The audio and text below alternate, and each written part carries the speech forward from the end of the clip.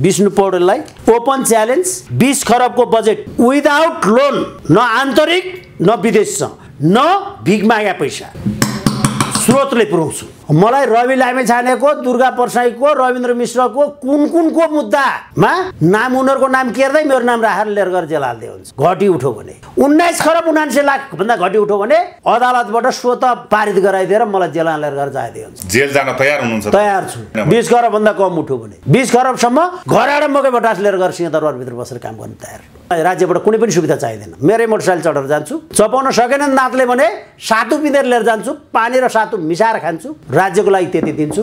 कट्यो भने मात्रै 1% लिन्छु र कन्ट्रिब्युटनका साथ भन्छु, एकैचोटि अरबपति हुन्छु। मोबाइल चाहिँ बोक्नुहुन्न फेरि तपाईले? खरबभन्दा चारैतिरबाट फोन आएर यताको बजेट पार्दै उताको बजेट पार्दै केही गर्नु पर्दैन। यो बजेट मसँग हुँदैन। मलाई भन्नै पर्दैन, अर्थमन्त्रीलाई भन्ने नै होइन नि त, त्यसको जरुरतै छैन नि। यो देशमा विकास हुने कहाँ? स्थानीय निकायभन्दा बाहिर विकास कहाँनिर हुन्छ? भुँडीमा भर्ने पैसा छोडिदिनुहोस्, विकास निर्माणै हुन्छ भने नेपालभित्र भएको विकास निर्माण कुनै न कुनै स्थानीय निकायमा पर्छ होइन? गाउँ छिर्ने बाटो पिच गर्दै पछाडि त जनता चरलाई त सुविधा हुन्छ त। 3 खरब रुपियाँ पैसा लोन डिडक्सन हुन्छ, ऋण घट्छ सार्वजनिक खाताबाट। अहिले 27 पुगेको छ, यिनले असारा 30 पुऱ्याउँछन्, म 24 झार्छु भन्दैछु, उनीहरू 30 पुऱ्याउँछु भन्दैछन्। 6 को त त्यतिकै डिफरेन्स हुन्छ नि। उनीहरू उल्टो ऋण खाँदैछन्। आगे साललाई 4 खरब 70 अरब रुपियाँ पैसा वित्तीय व्यवस्थापनको लागि विनियोजन गर्नुपर्छ। देश कोल्याप्स हुनलाई कति समय लाग्छ? राज्य मिटर ब्याजमा ऋण बढाउँछ, गुको मुला मौलाजी गरेर नेता मौलाउँछ। राज्यको सार्वजनिक खाता धाराशाही भइसके पछाडि गाउँमा बनाएको खाल्लो ठेदारले पुरेर भुतानीमा जाँदाखेरि पैसा पाउँदैन। 24 अरब रुपियाँ पैसा तपाईँ हाम्रो पहिला घन्टी बज्छ मोबाइलमा, ब्याज काट्या त्यस पछाडि ब्याज आएको घन्टी बज्छ। 23 खरब रुपियाँ निक्षेप छ हाम्रो र स्ट्यान्डर्ड चार्टर्ड बैंक अमेरिकामा। विदेशी सञ्चित भने के नेताहरूले खाइसके कि छैन? यिनीहरूले खान पाउने ठाउँमा भएको भए त हुन्थ्यो, तर धिमेर नलाउने ठाउँमा राखे हुनाले त्यो जोगिया छ। मुनाफा धेरै कमाएर नबिल बैंकले विनोद चौधरीले पारी लानु पर्यो छोराको नामबाट पैसा झिकेर लगायो भने त्यस बेला घट्छ, होइन भने त्यो पैसा घट्दैन। दिनानुदिन त्यो पैसा हाम्रा भाइ बहिनीहरूले थपेको थपै छन्। नेपाल राष्ट्र बैंकमा आएको ब्याज भने कसको कमाई? तपाईँको कि मेरो? सार्वजनिक खाताको, सरकारको कमाई। अर्थमन्त्रीले अनुमानित बजेट राखिदिने होइन। प्रहरीहरूले कति पैसा खान्छ वर्षभरिको, यो वर्ष कति खर्च भयो प्रहरीमा? वृद्धि नगर्ने भने त्यति नै छुट्याइदिए भयो होइन? नपुगेमा सोध बढ्न दिने गरी लगिदिए भयो होइन? पैसा पुगेन भने थप्दिन सरकार छँदैछ, पैसा बढी भयो भने उनीहरूले सिधै खान पाउने होइन क्यारे त? कर्मचारी छैन भने त्यो पैसा त फ्रिज खाता फर्केर आउँछ। हरेक वर्ष बजेट बनाउँदाखेरि 5 दिन अगाडि दिनको 1.5 लाख रुपियाँ पैसा दिएर उनलाई त्यहाँ बोलाइन्छ अनि उनले बजेट बनाउँछन्। त्यो बजेट चाहिँ अर्थमन्त्रीले गएर खोज्छ, मान्छेलाई दिक्क लाग्ने गरी, अनि बुटु पढेछ। त्यही भएर त निदाउँछन् नि, अर्थमन्त्री निदाउनु भयो अस्ति, यो पर्दा भएन। हुने केही होइन, गर्नुपर्ने केही होइन, गरिदिन्छ अर्काले, पैसा खाइदिनु हो आफूले। बजेटको धाराले भन्न खोजेको के हो त्यो पनि थाहा हुँदैन। कान नभएको भनेर भनौँ भनेदेखि अलि सम्मानजनक शब्द हुन्छ। मेरो भाग कति भनेर लेखिएको बजेट भएको हुनाले उसको भाग राख्दा राख्दै हामीलाई चाहिँ के भनेर बनाइएका बुदाहरू भएको हुनाले आम जनताले पाउँदैन। जसले दिने उसैले हामीलाई के भनेपछि अर्काले पाउँछ। शिक्षा स्वास्थ्य पुरै फ्री गराएर बाउआमालाई तनावमुक्त समाज सिर्जना गर्न सकिनेछ। यसको लागि सरकारले एउटै काम गरे हुन्छ, जनतालाई सहभागी गराउनुपर्छ। करमा प्रत्यक्ष लाभ जनतालाई दिने, अर्थात् उसको सामाजिक सुरक्षा, शिक्षा, स्वास्थ्यको प्रिमियम कुनै पनि शीर्षकको करबाट निश्चित रकम उसैलाई तिर्न लगाएर सिंगल खाता बनाएर जनतालाई लगायो भनेदेखि जनताले यो करको सबै रेकर्ड राखिदिन्छ, राज्य आफै बन्छ। डिजिटल करेन्सीको रूपमा गएर 500 र 1000 को नोटलाई बजारबाट विस्थापित गरिदिएर सिंगल एकाउन्ट बनाएर त्रिपक्षीय कारोबार सुरुवात गर्ने हो भनेदेखि राजस्व चौहाटमा पारदर्शी अर्थनीति हुन्छ। ट्रान्सपरेन्सी हुने बित्तिकै यो पैसा सरक्कै पुग्छ। यति बेला नेपालको सार्वभौम संसदमा बजेट अधिवेशन चलिरहेको छ। अर्थमन्त्री यति बेला बजेट बनाउनका लागि व्यस्त हुनुहुन्छ। तपाईले गत वर्ष पनि बजेट बनाउनु भएको थियो जनताका तर्फबाट, यो पटक बनाउनु भएको छ कि छैन? गत वर्षको मेरो 22 खरबको थियो। यो वर्ष कति छ? यो वर्ष पनि मैले 22 खरब लिएर आएको छु। गत वर्षकोमा अहिले वृद्धि हुने ठाउँमा हाम्रो देशको कन्जम्सन घटेको छ, आयात घटेको छ। त्यसकारण गर्दाखेरि राजस्वमा यसले केही असर गर्छ। 22 इनफ छ त। नेपालको बजेटका लागि 22 खरब रुपैयाँ इनफ छ।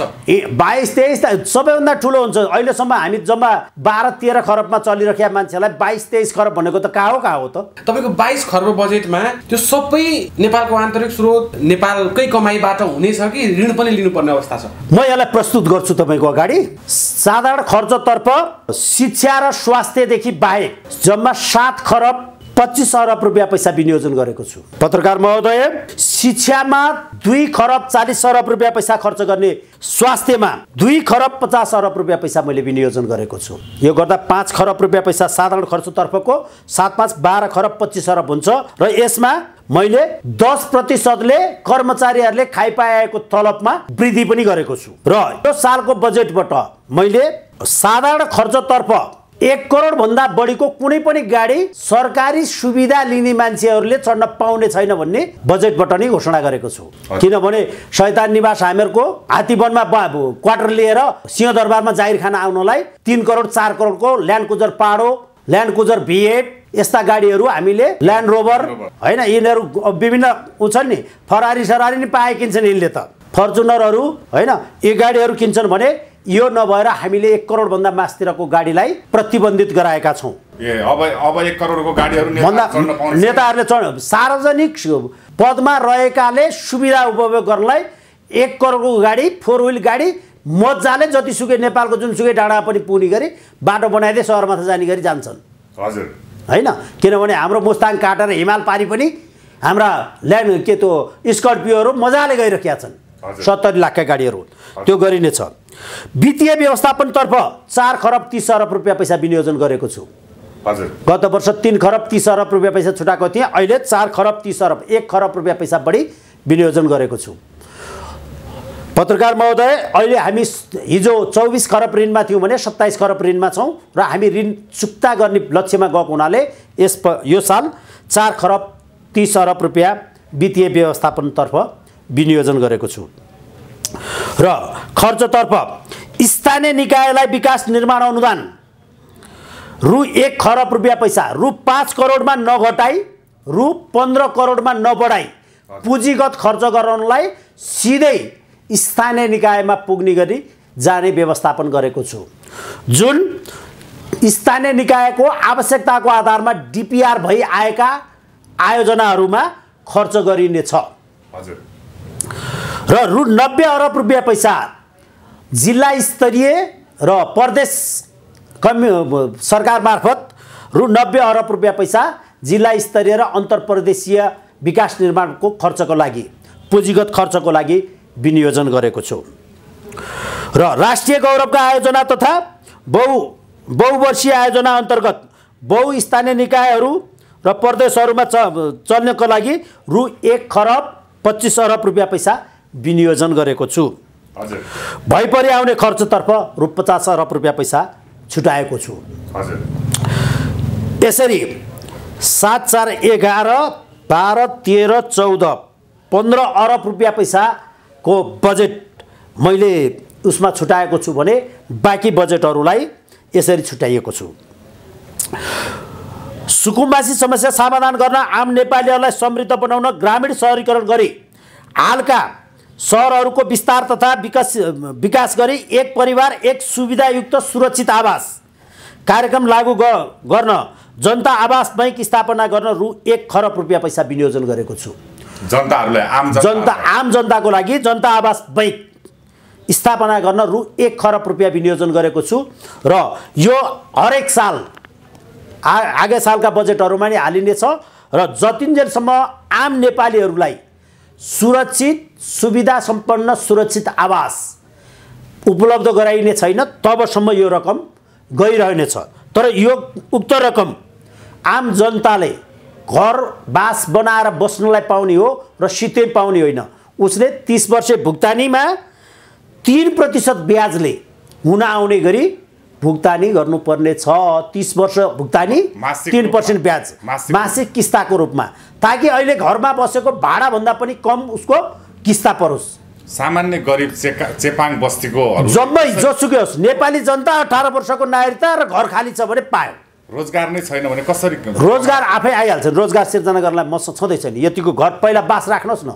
ओके, कृपया हैन, किनभने गुड बनाएर बसेको चराले हजुर त्यो चराको पनि ढुकुटी धान खेतबारी के पनि छैन। बालबच्चा त हुर्काइछ नि, मान्छेले गर्दैन।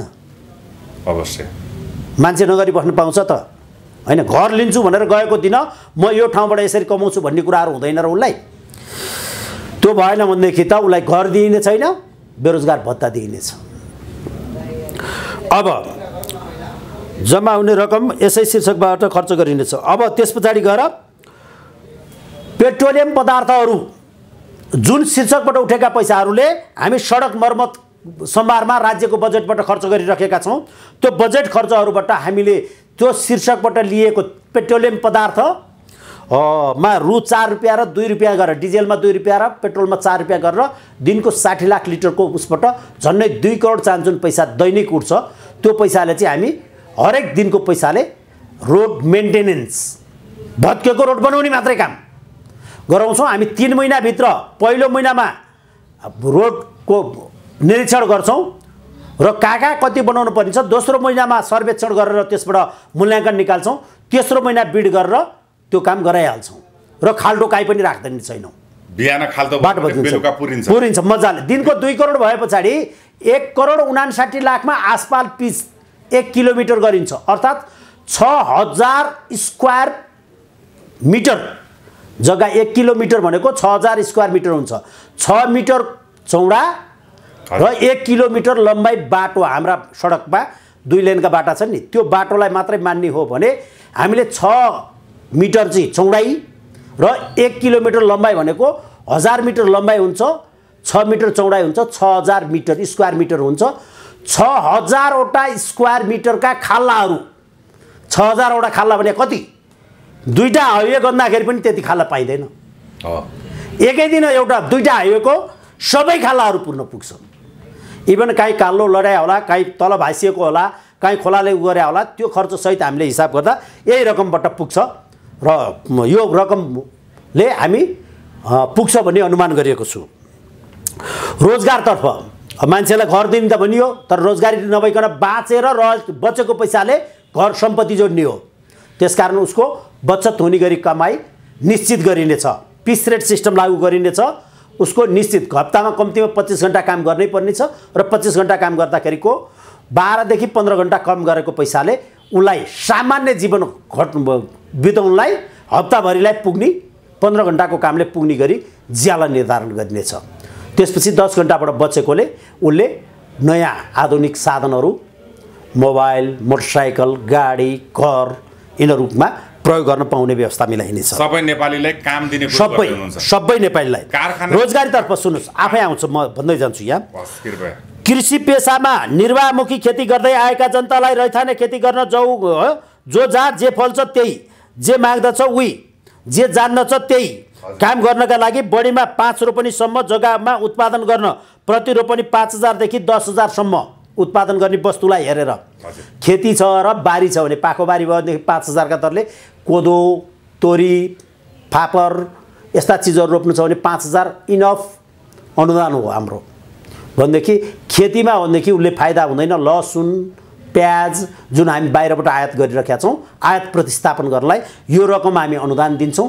यसले गर्दाखेरि हाम्रो एकोरो उत्पादन हुँदैन, होइन, उत्पादन विविधीकरण हुन्छ। अर्थात् हामीसँग कहिले काउली निकाउली फलेर भाउ पाउँदैन, अरू सामानको भाउ आकाश छोको छ, भएको सामानको भाउ छैन, मिश्रित तरिकाले हो। त्यो भएको हुनाले उत्पादन विविधीकरण भनेर भनिन्छ। उत्पादन विविधीकरण लागू गर्नका लागि प्रत्यक्ष अनुदान दिइनेछ, होइन, 10000 सम्म नगद अनुदान दिइनेछ र यसको लागि रु 10 अरब रुपियाँ पैसा विनियोजन गरेको छु। कृषि उत्पादनको लागि मल बिउको लागि रु 50 अरब रुपियाँ पैसा पशुपन्छीको विनियोजन गरेको छु भने पशुपन्छी तथा कृषि बिमाको लागि रु 50 अरब रुपियाँ पैसा विनियोजन गरेको छु। बिमा पनि हुन्छ, बिमा पनि भयो। यसमा बिमाको लागि 50 अरब रुपियाँ पैसा र 50 अरब रुपियाँ पैसा चाहिँ हामी यो बिउ बिजन मल अनुदान हामीलाई, होइन, यहाँबाट त्यो दिन पर्ने हुन्छ। त्यसको लागि अनुदानको लागि यो विनियोजन गरेको छु। कुनै पनि औद्योगिक वस्तु उत्पादन गर्ने, रोजगारी सिर्जना गर्ने उद्योगका लागि 5% भन्दा बढी ब्याज नलाग्ने व्यवस्था मिलाएको छु, जसका लागि रु 1 खरबको कोष तथा ब्याज शोध भर्नाका लागि विनियोजन गरेको छु। अझ यसमा त ब्याज शोध भर्ना नदिने गरी थप सार्वजनिक बजेटले धाने बजेटले नभए सार्वजनिक ऋण उठाएर भने पनि 1 देखि 3 खरब रुपियाँ पैसा राज्यको बचतको पैसा व्यय करलाई उपलब्ध गराइनेछ र उक्त रकम 5% ब्याजमा स्वास्थ्यमा, शिक्षामा र उत्पादनमा उद्योगमा लिएर गएको ऋणमा 5% भन्दा बढी ब्याज लिइने छैन। सार्वजनिक ऋण हामीले 1.75 मा उठाइन्छ नि, हामीले बीआरआईबाट लिएको 1.85 को ब्याजको पैसा, यदि हामीले बीआरआई को लोन त्यो नगरेर 2.5 के पैसा लिएर आएर 5 मा हामीले हाम्रा उद्योग धन्दाहरूलाई दियौँ भने हाम्रो 1.5% हामीलाई प्रफिट पनि निस्किन्छ र पैसा तिर्ने जिम्मेवारी कसको रहन्छ? उद्योगीहरूको। सार्वजनिक खातालाई बोझ हुँदैन। सार्वजनिक खातालाई बोझ नहुने बित्तिकै बाउलाई ऋणको भार नहुने बित्तिकै छोरो त्यतिकै चलाक हुन्छ।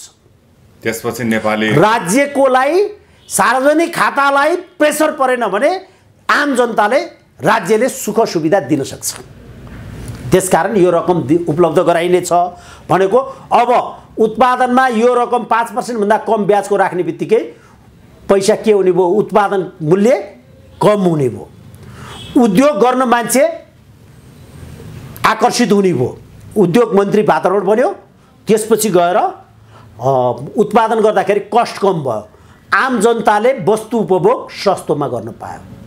जब सस्तोमा बिक्री उपभोग गर्न पाउँछ मान्छेको पैसा बच्छ। जस्तो तपाईलाई एउटा उदाहरण दिन्छु मैले।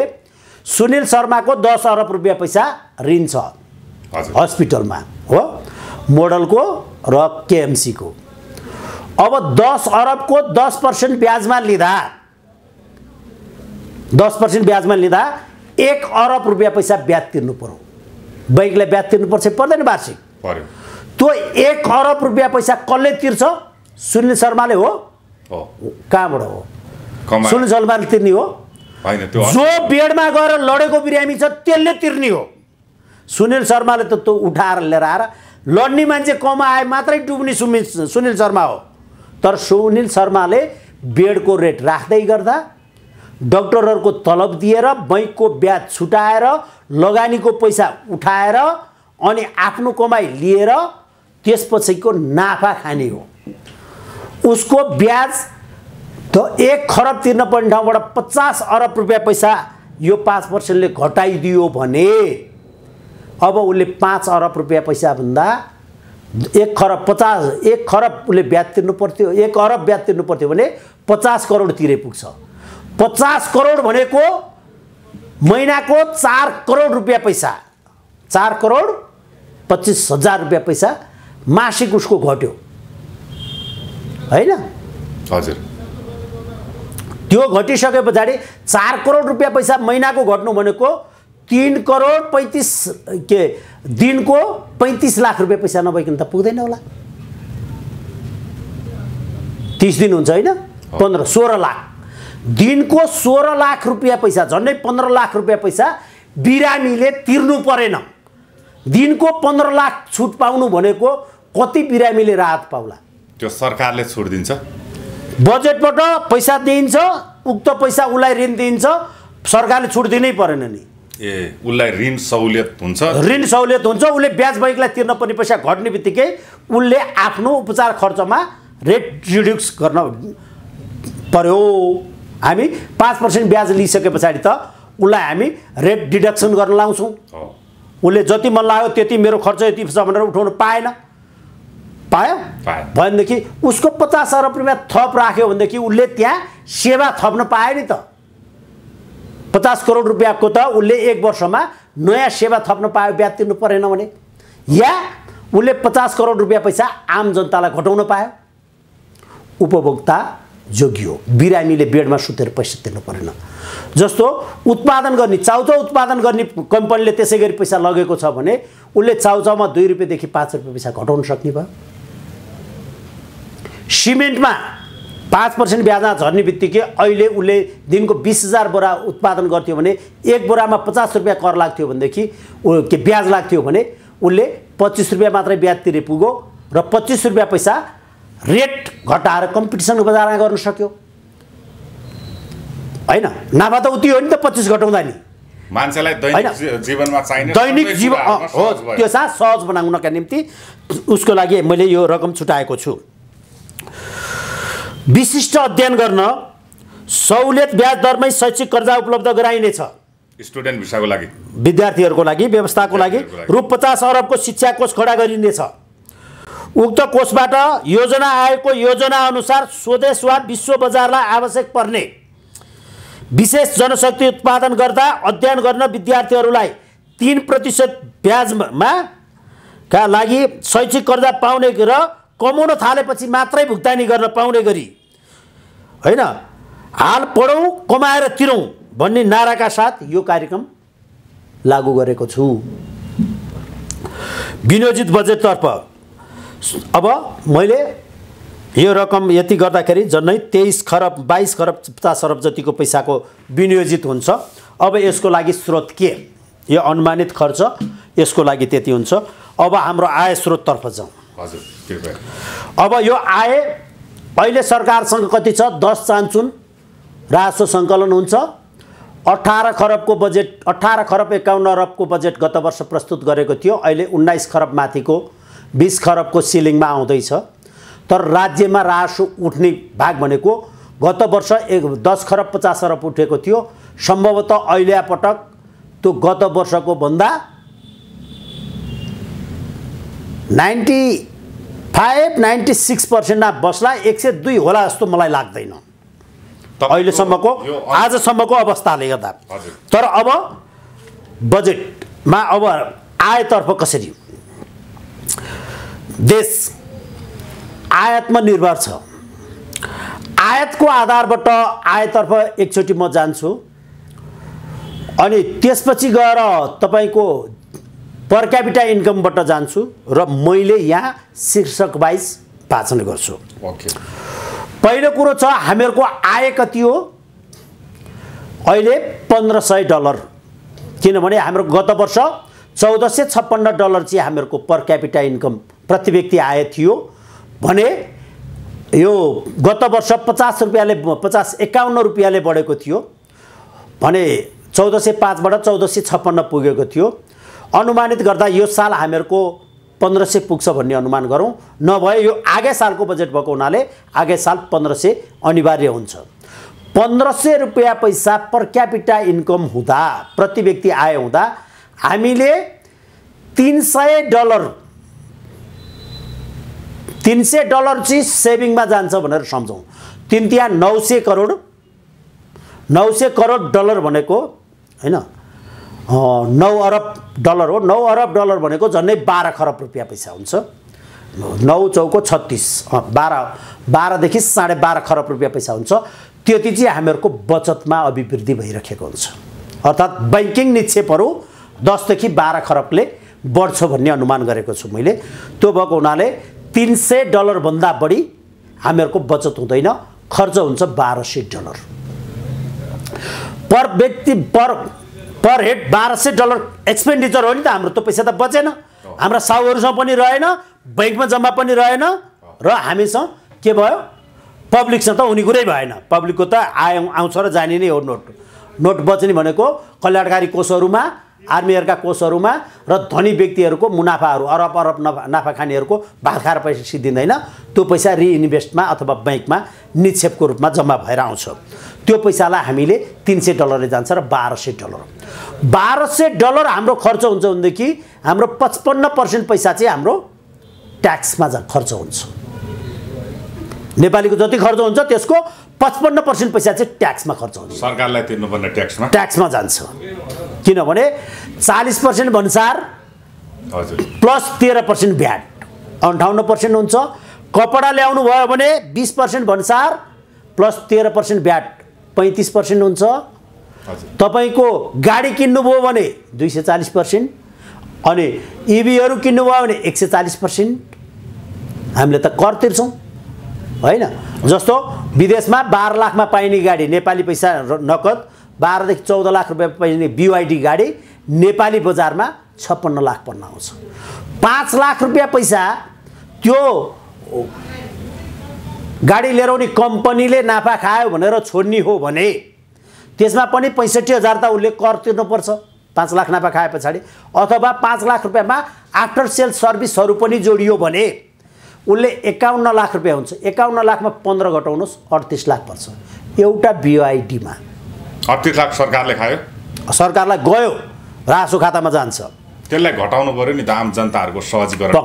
त्यो घटाउने दुईटा कुरा हुन्छ। मूल्य अहिले घटाउनु मिल्दैन, किनभने गत वर्ष किने मान्छेलाई अहिले फेरि मूल्य घटाइदियो भनेदेखि त्यो मान्छेले झुन्डेर मर्नुपर्ने अवस्था आउँछ। उसको 1 वर्ष पुरानो गाडी अहिले BYD 40 लाखमा आयो भने उसको 16 लाख कस्ट डिडक्सन भएको नयाँ नै 40 मा आउँछ भने पुरानो कतिमा किन्छ मान्छेले? 25 मा? त्यो त सधैँका वर्षहरुमा पनि 25 मा किन्ने हो। अनि 25 मा 1 वर्षमै उसले 56 लाखको सम्पत्ति 25 लाखमा झर्यो भने त्यो मान्छे हार्ट अट्याक भएर मर्यो भने तपाईँ जो हुनुहुन्छ? त्यो त सधैँका वर्षमा भइरहने हो नि। हुँदैन, सरकारले त्यस्तो गर्नु हुँदैन, त्यो गर्नु हुँदैन, खरिद गर्नु हुन्न भने त्यस्तो गर्न पाइन्न। एउटा कुरो तपाईको सुझावलाई के गर्न पाइन्छ भनेदेखि हरेक साल 5% देखि 10% का दरले घटाउँदै लिएर जाने हो भने आम जनतालाई 5-7 वर्ष चढिसके पछाडि त लाखना त खोलाङ लिएर गएर फाल्ने पनि पिर हुँदैन नि त मान्छेलाई। 50 लाखको गाडी चढी भन्ने हुन्छ नि त उसलाई, हैन? अब 5 वर्ष 6 वर्ष चढिहाल्ने गयो जास भन्ने हुन्छ नि त। तपाईँ मोटरसाइकल चढ्नु भएको छ, अब ठुलो गाडी चढ्ने मान्छेले त्यो गाडीलाई भन्छ उसको आम्दानी 3 करोड जति कमाइसकेको छ 5 वर्षमा भने उसले 50 लाखको गाडी खेर गएर झुन्डेर मर्नुपर्छ भन्ने अवस्था छैन। तपाईले किनेको मोटरसाइकल 6 वर्ष पछाडि हरायो भने नि त्यो मोटरसाइकल थोत्रो मोटरसाइकल हराएर तपाईलाई रुँदै र कराउँदै घर जानुपर्ने अवस्था छैन। बेचे 40,000 आउने त हो नि, हैन? 30-40,000 रुपियाँ पैसाको भयो नि, काम चलिरहेको थियो, लएछ। अब खर्च गरेर त खोज्नुभन्दा बरु अर्को किन्छु भनेर लाग्नुहुन्छ नि, तपाईलाई त्यसले पीडा दिँदैन। तर तपाईँ किनेको 3 महिनामा तपाईको त्यो 1.5 लाख रुपियाँ पैसा तपाईलाई कुनै प्रब्लमको कुरो होइन। 2 लाख रुपियाँ पैसा, 3 लाख रुपियाँ तपाईसँग 10 लाख रुपियाँ तपाईले पुरस्कार जित्या छ, तर 3 लाखको मोटरसाइकल हरायो भने तपाईलाई सही हुँदैन। त्यो पाएको पुरस्कार त परै जाओस्, तपाईले बाटोमा 1 लाख भेटाउनु भयो, बहलीमा हतार बहलीमा हाल्दाखेरि बाहिरपट्टि हाल्नुभयो, घर पुगे पछाडि तपाईलाई रुन मन लाग्छ। भेटाइसके पैसा थियो नि त, गोजीमा छैन नि त। घर पुगे पछाडि तपाईँ छामछुम गरेर मैले त्यो भेटाइ थिएँ, यहीँ हालेँ थिएँ, कहाँ गयो त्यो? तपाईँलाई चिन्ता गराउँछ कि गराउँदैन? हो, तपाईँले हाल्ने गोजीमा त हाल्यो भने हतारमा हाल्दाखेरि बाहिरपट्टि हाल्नुभयो, ती खसो अर्काले भेटो। तपाईँलाई त्यो नोटले त कति पीडा दिन्छ हातमा आएर गएको हुँदाखेरि भने मान्छेलाई त्यसले मूल्य जहिले पनि चन्दीमा मान्छेलाई तनाव बढी हुन्छ, के फाइदा बढी हुन्छ, काम गर्ने जोस र जागर हुन्छ। चन्दीमा मन्दीमा हरेक व्यक्ति तनावमा हुन्छ, त्यसकारण तनाव जनतामा सिर्जना गराउनु हुँदैन, त्यसकारण त्यो गरिँदैन। अब गाडी, अब मैले भन्यो गाडी आउँदाखेरि 38 लाख, यो उदाहरणको लागि भनिएको।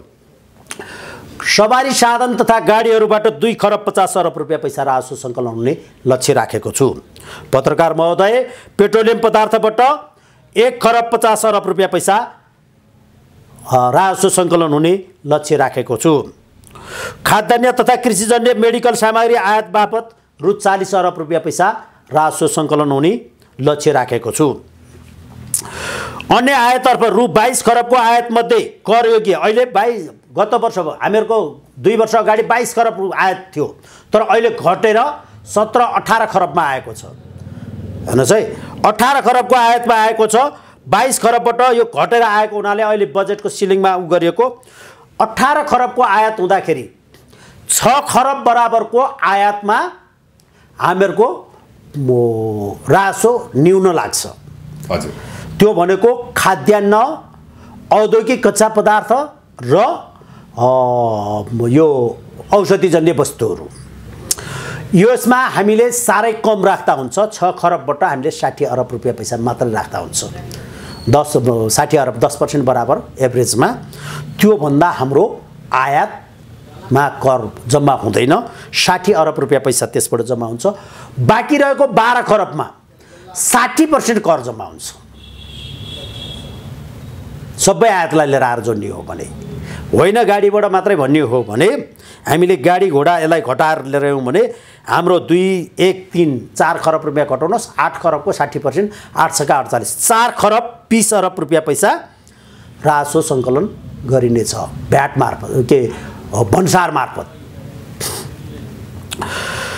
भन्सारमा लाग्ने विविध शीर्षक यो कसरी जोडिन्छ भने जस्तै आयात भन्सार, अन्तशुल्क, भौतिक पूर्वाधार, भ्याट जस्ता शीर्षकहरू गणना गर्दा होइन 55 देखि 60%ले कर पर्न आउँछ। एभरेजमा सबै हालिदियो भने 18 खरबको 55%ले हिसाब गरे हुन्छ। 18 खरबको 55% भनेको 9 खरब 18 पंचे 90, 9 खरब 90 अरब अर्थात् 10 खरब रुपियाँ पैसा रासो उठ्छ। यसमा गाडी तेल यताउति छुटाउनु परेन। एकैचोटि 9 खरब 60 अरब रुपियाँ पैसा रासो जम्मा हुन्छ। 10 खरब अहिले भएको रासो हाम्रो भन्सार बिन्दुले नै उपलब्ध गराउनेछ।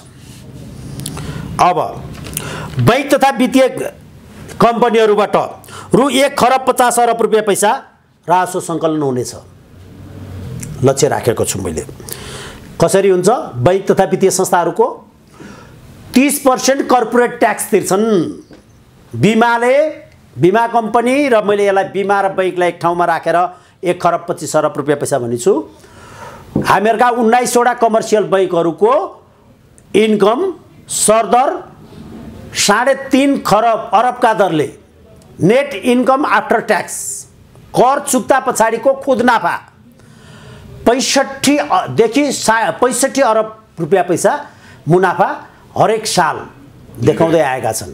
अहिले त्योभन्दा पनि बढी हुनेवाला छ, किनभने गत वर्ष 40 अरबको बचत बैंकको निक्षेपबाट अहिले 60 खरब 53 खरब लगायो नि भइसकेको छ। भनेदेखि हामीसँग 60-62 अरब रुपियाँ पैसा 60-65 अरब रुपियाँ खरबभन्दा बढी पैसा निक्षेप जम्मा भएको छ। अब म कसरी आउँछ तपाईलाई भन्छु। बैंकको मात्र 65 अरब, अब विकास बैंकको, फाइनान्स कम्पनीको, लघु वित्तको, कोअपरेटिभको म आउँछु। कोअपरेटिभहरू सबैको खुद नाफा निकाल्नुहोस्। 30% ट्याक्स तिरेर मात्रै त्यति बाँकी रहने भने पछाडि 30 देखि 32 अरब रुपियाँ पैसा बैंकहरूले कर्पोरेट ट्याक्सको रूपमा पैसा बुझाउनेछन्। हजुर।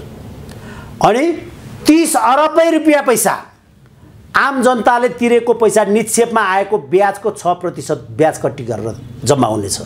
हजुर।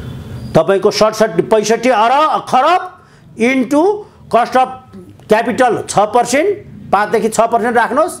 6 छक्का 36 40 खरब, 40 को इन्टु 24 खरब 24 अरब रुपियाँ पैसा तपाईँ हाम्रो पहिला घन्टी बज्छ मोबाइलमा, ब्याज काट्या त्यस पछाडि ब्याज आएको घन्टी बज्छ।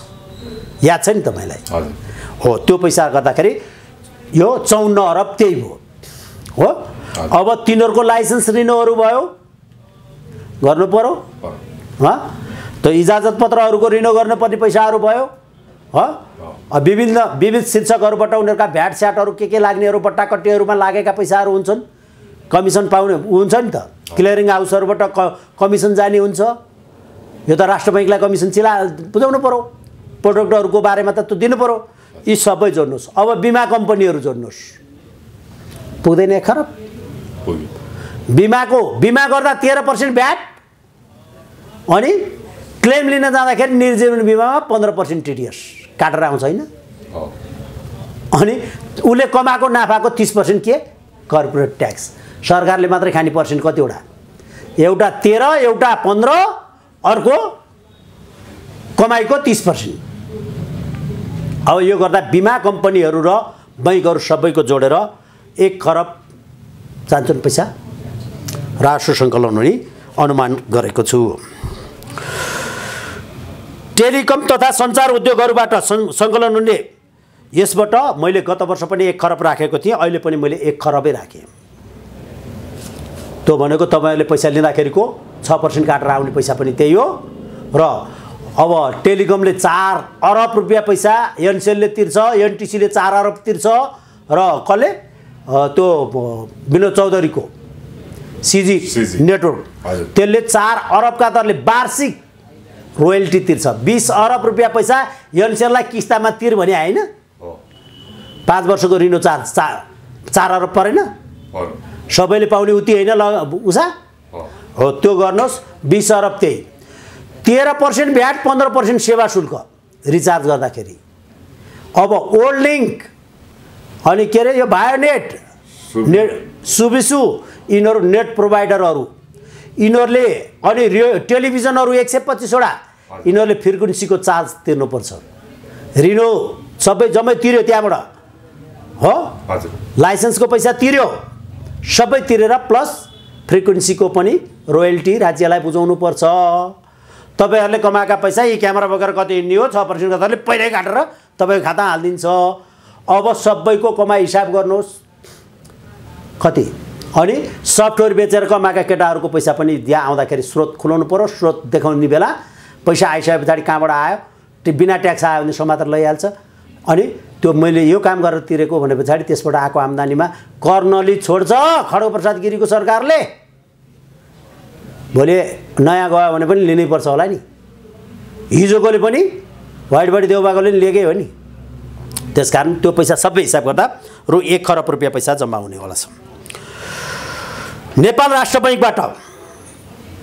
राष्ट्र बैङ्कको विदेशमा वैदेशिक सञ्चित हामीहरूको 4.5%ले ब्याज आउँछ। 23 खरब छ।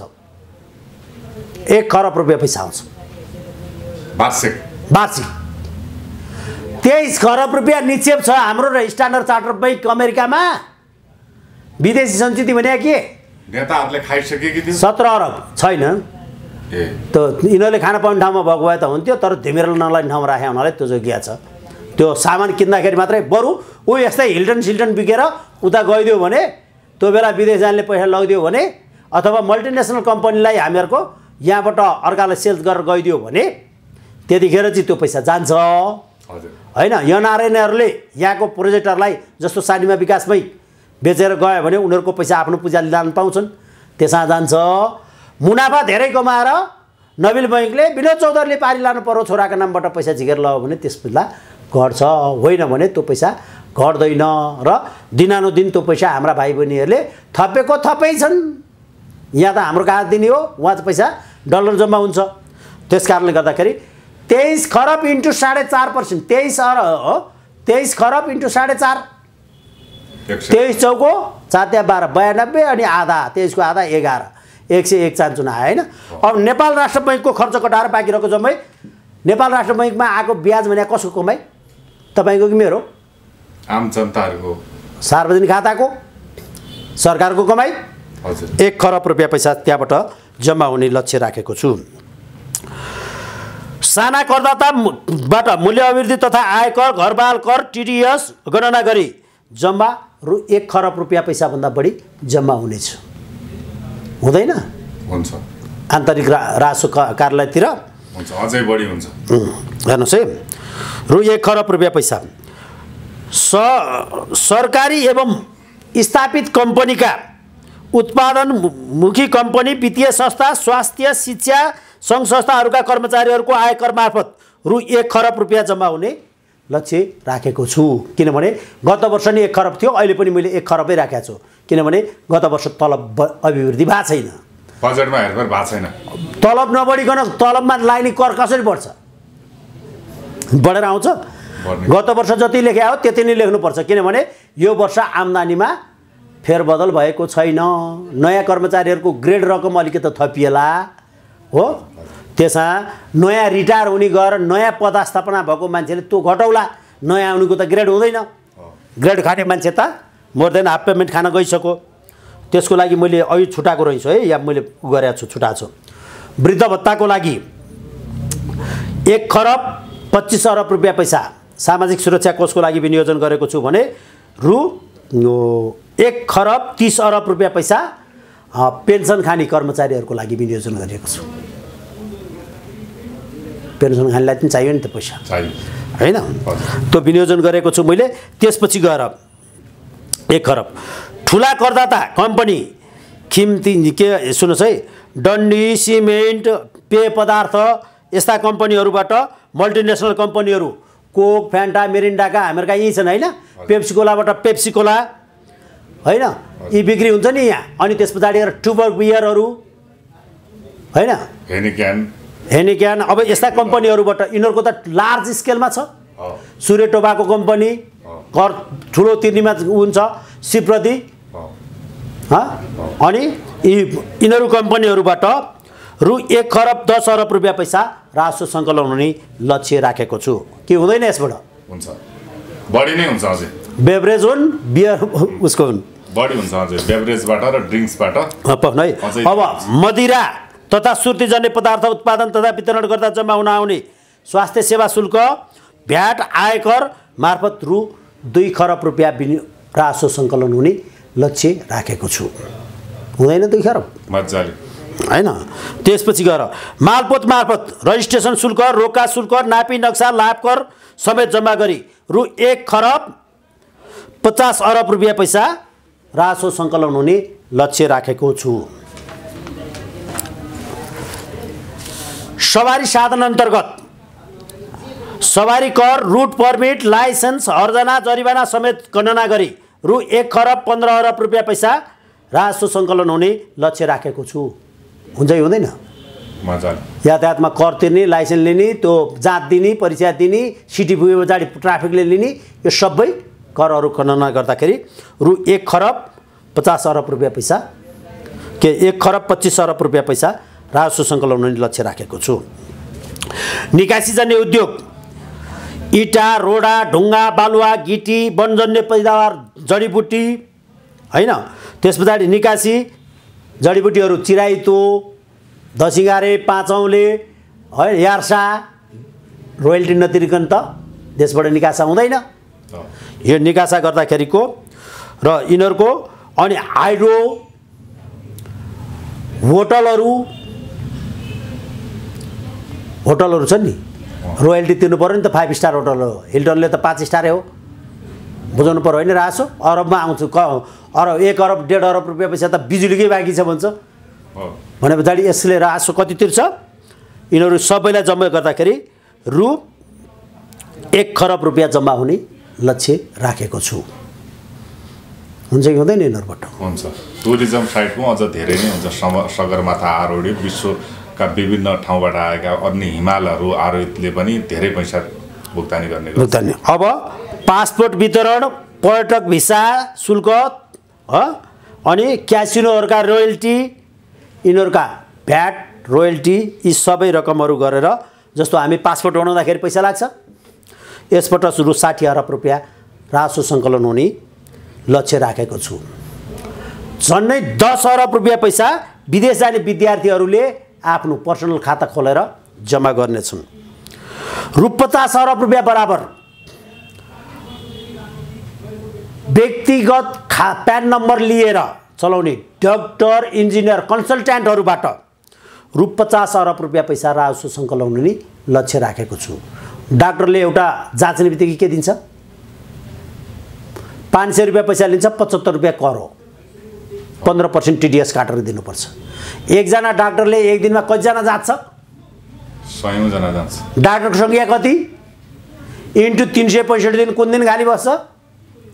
इमर्जेन्सी शुद्ध जानु पर्यो होइन, ओपिडीमा। अनि इमर्जेन्सीमा चेक गरेको फेरि पैसा लिन्छ। विशिष्ट डाक्टरले 1500 रुपियाँ पैसा हो जाँचेकोले नि, 225 रुपियाँ पैसा कर तिर्नु पर्यो। अनि त्यस पछाडि गएर आम्दानी बढी हुँदै गए पछाडि आयकर पनि टिडिएस काटे पछाडि त्यसलाई आम्दानी मानियो। 15% का दरले त्यो सबै पैसा राख्नुहोस्। डाक्टरहरूको कमाइ कति? हेरी छ, फरक। बैंकका कर्मचारीहरूले तलब खाँदाखेरि 60 लाख तलब खाने कर्मचारीले 17 लाख कर तिर्छ। 1 करोड तलब खाने पाइलटले 42 लाख कर तिर्छ। 10 लाख रुपियाँ महिनाको खान्छ भने उसले 42 लाख कर तिर्छ। पहिले कर कट्टी भएर मात्रै उसको खाता पैसा जान्छ। यी सबै पैसा हिसाब गरेर लिएर आउनुहोस्।